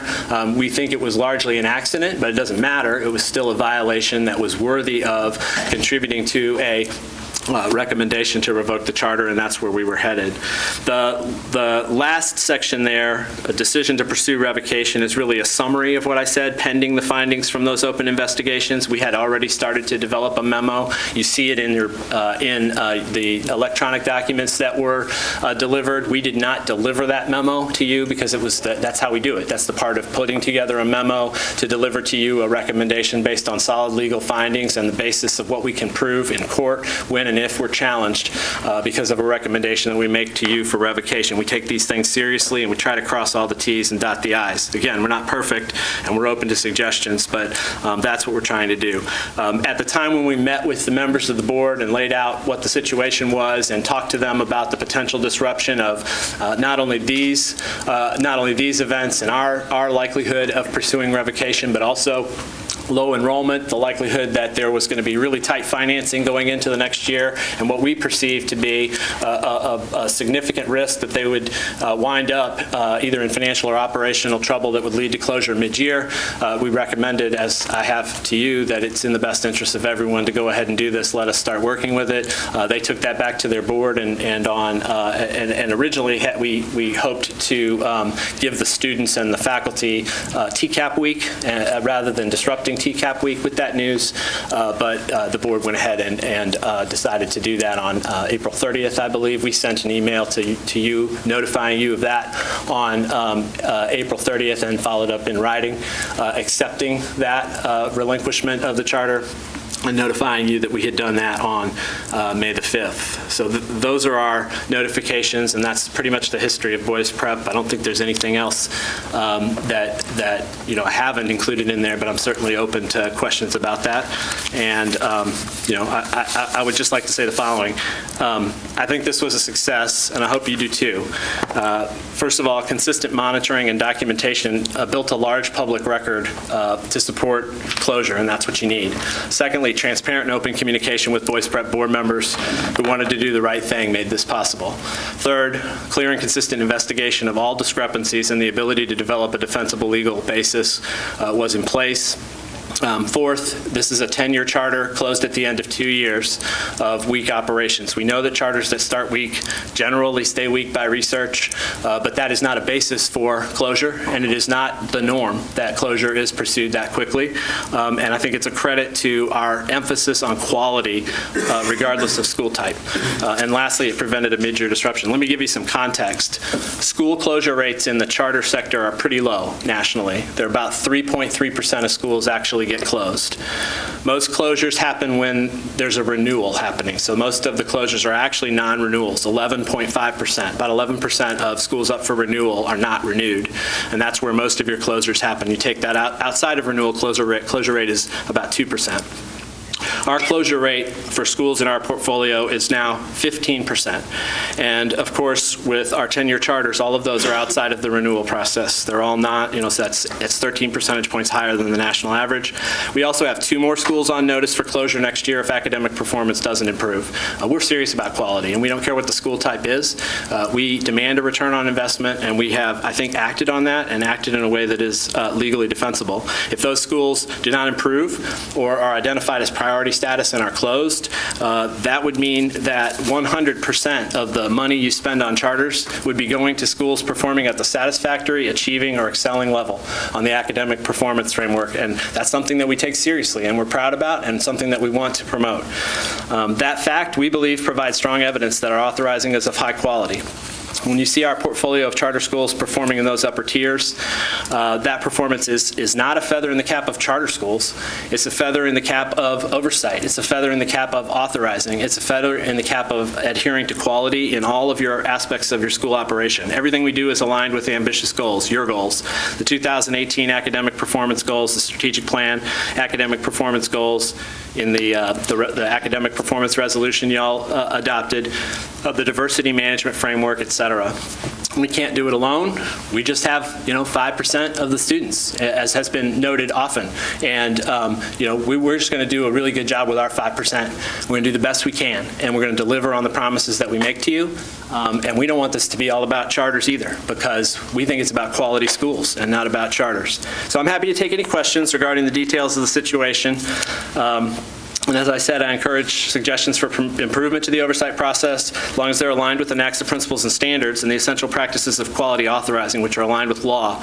I would be remiss not to mention that every investigation by our office also involves a lot of other departments at MNPS. We can't and don't try to do that ourselves. And when there is any allegation of abuse, that is also involving of the police department and the Department of Children's Services.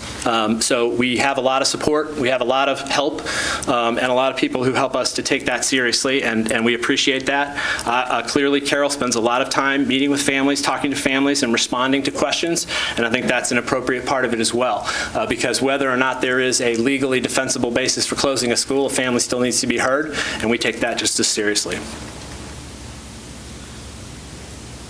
Oh, and if anybody thinks we're understaffed, I guess I'd be open to more help in that area, but I'll leave that for another time. That's all I have for you on that, other than questions that you have. But thank you for letting me go through that. I know it's late, and it's just really important to me that I try to give you a big picture of where we are.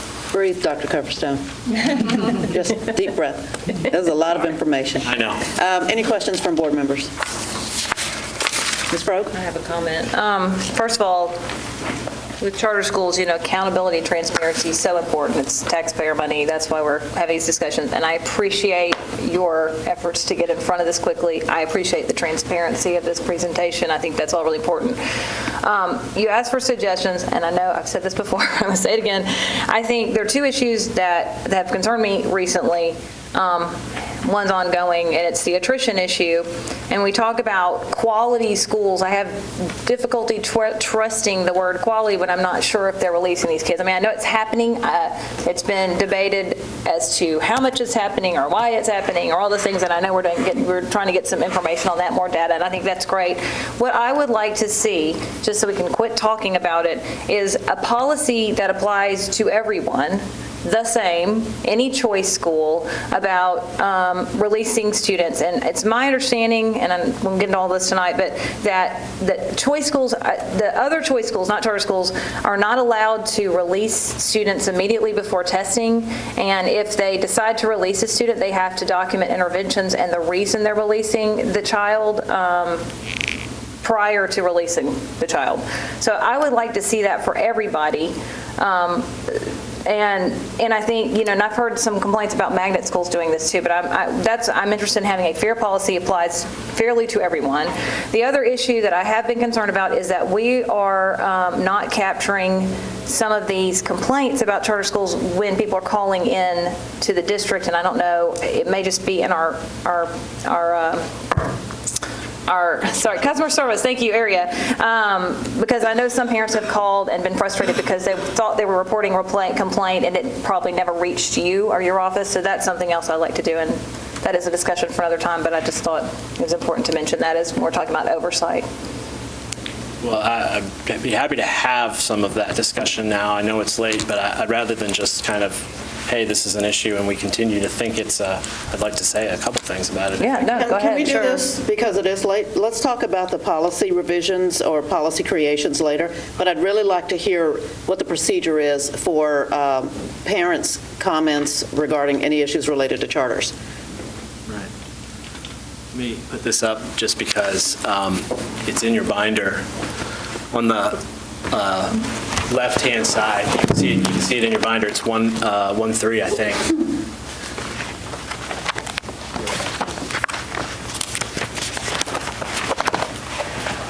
And no pressure, Dr. Coverstone, you have 4 minutes. I know. I'll just talk faster and you'll have to ask more questions. On the left-hand side, you see the policy for addressing complaints that applies to the district. And it would apply to district-managed schools. So entry at customer service, referred to school leadership, referred to lead principal, investigated, response, all the way up to you at the end of that process. On the right, what you should see is that you have a whole second board that is charged with implementing a complaint policy, which during the pre-opening process is required to be produced and distributed to parents through student handbooks and other sources at every school. Complaints begin at the school level, work through the administration and to that board. And here's the difference. On the left-hand side, we can review issues that have to do with violations of law and policy, but we solve the school level issues at the school level. School leadership, lead principal, investigation, and then if there's a concern about that, then it is appealed up, and there is extra review from the director's office and on up to you. On the other side, the incentive, if there are parents complaining about the school and withdrawing their students and not wanting to be a part of it and concerned about relationships with teachers or being heard by principals and some of the things that you hear in complaints, you get them on all kinds of schools. The board with the greatest incentive to address that is the charter school board, because attrition costs them money right out of their pocket, which is something I would also say about attrition. They have a greater incentive to work to reduce attrition, and we know that transfer rates in non-choice schools are twice that of what they are in choice schools. What we have is a nuanced issue all around here. We ought to be talking about how do schools respond to parents in a way that makes them feel heard, helps them to get access to what they need, helps them to get changes that they need, but at the end of the day are really not always things that can be resolved by board action. They're things that have to be resolved by school level action. And I know that our innovation schools have some things to learn from some of the charter schools that have been working on that, and some of the charter schools have some things to learn from some of the innovation schools, and we want to have that conversation. And so policies that help that out and help that conversation to happen, I think we need. Policies that look at it as if it's a sort of fairness scorekeeping issue, I think inject suspicion and sometimes drive us in the wrong direction. That's why we have the performance framework that we do.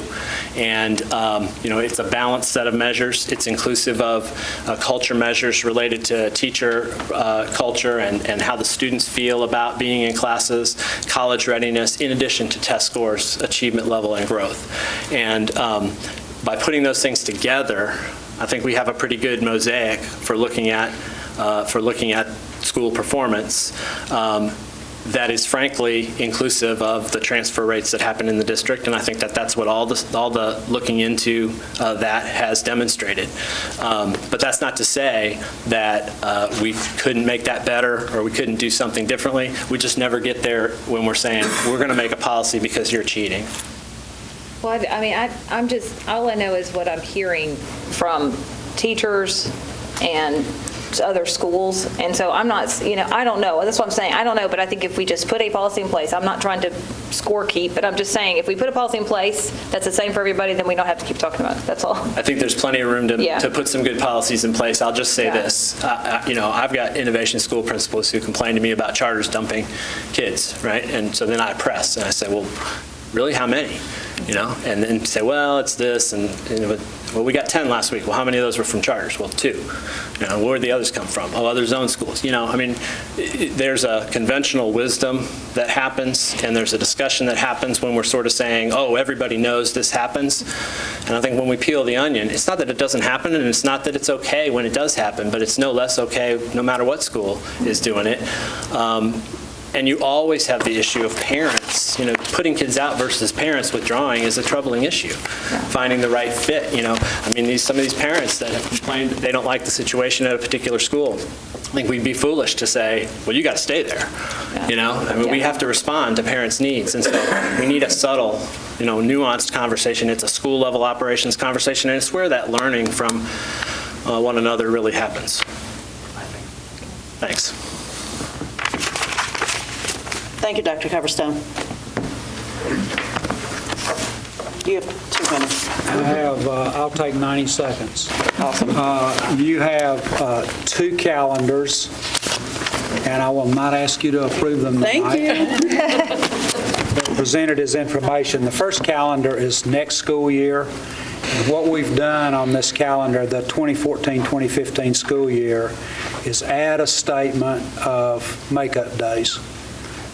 So if we exceed the number of days that we have built into the calendar for snow makeup, we want to communicate to parents now the days that we'll make up beyond the ones that we have already built into the calendar. And you can see that marked in yellow. The second calendar we'll put on a consent agenda next month. It is the 2015-16 calendar. And it does conform to the principles that were approved by the board. And I think if you look at it, you'll see that it conforms very nicely to that. And we also have snow makeup days built into that one too. The parameters were approved by the board on September 10th, 2013, and I just present that to you as information tonight. Madam Chair, that concludes my report. Fantastic. And Ms. Spearing, you were out of the room, but I've asked that the Teaching and Learning and Budget and Finance Committee reports be postponed until May 27th. And with that, no other business, and there better not be. Ms. Frobe. There being no further business, this meeting is adjourned. Thank you. And board members, you have about 15 minutes before our next meeting starts.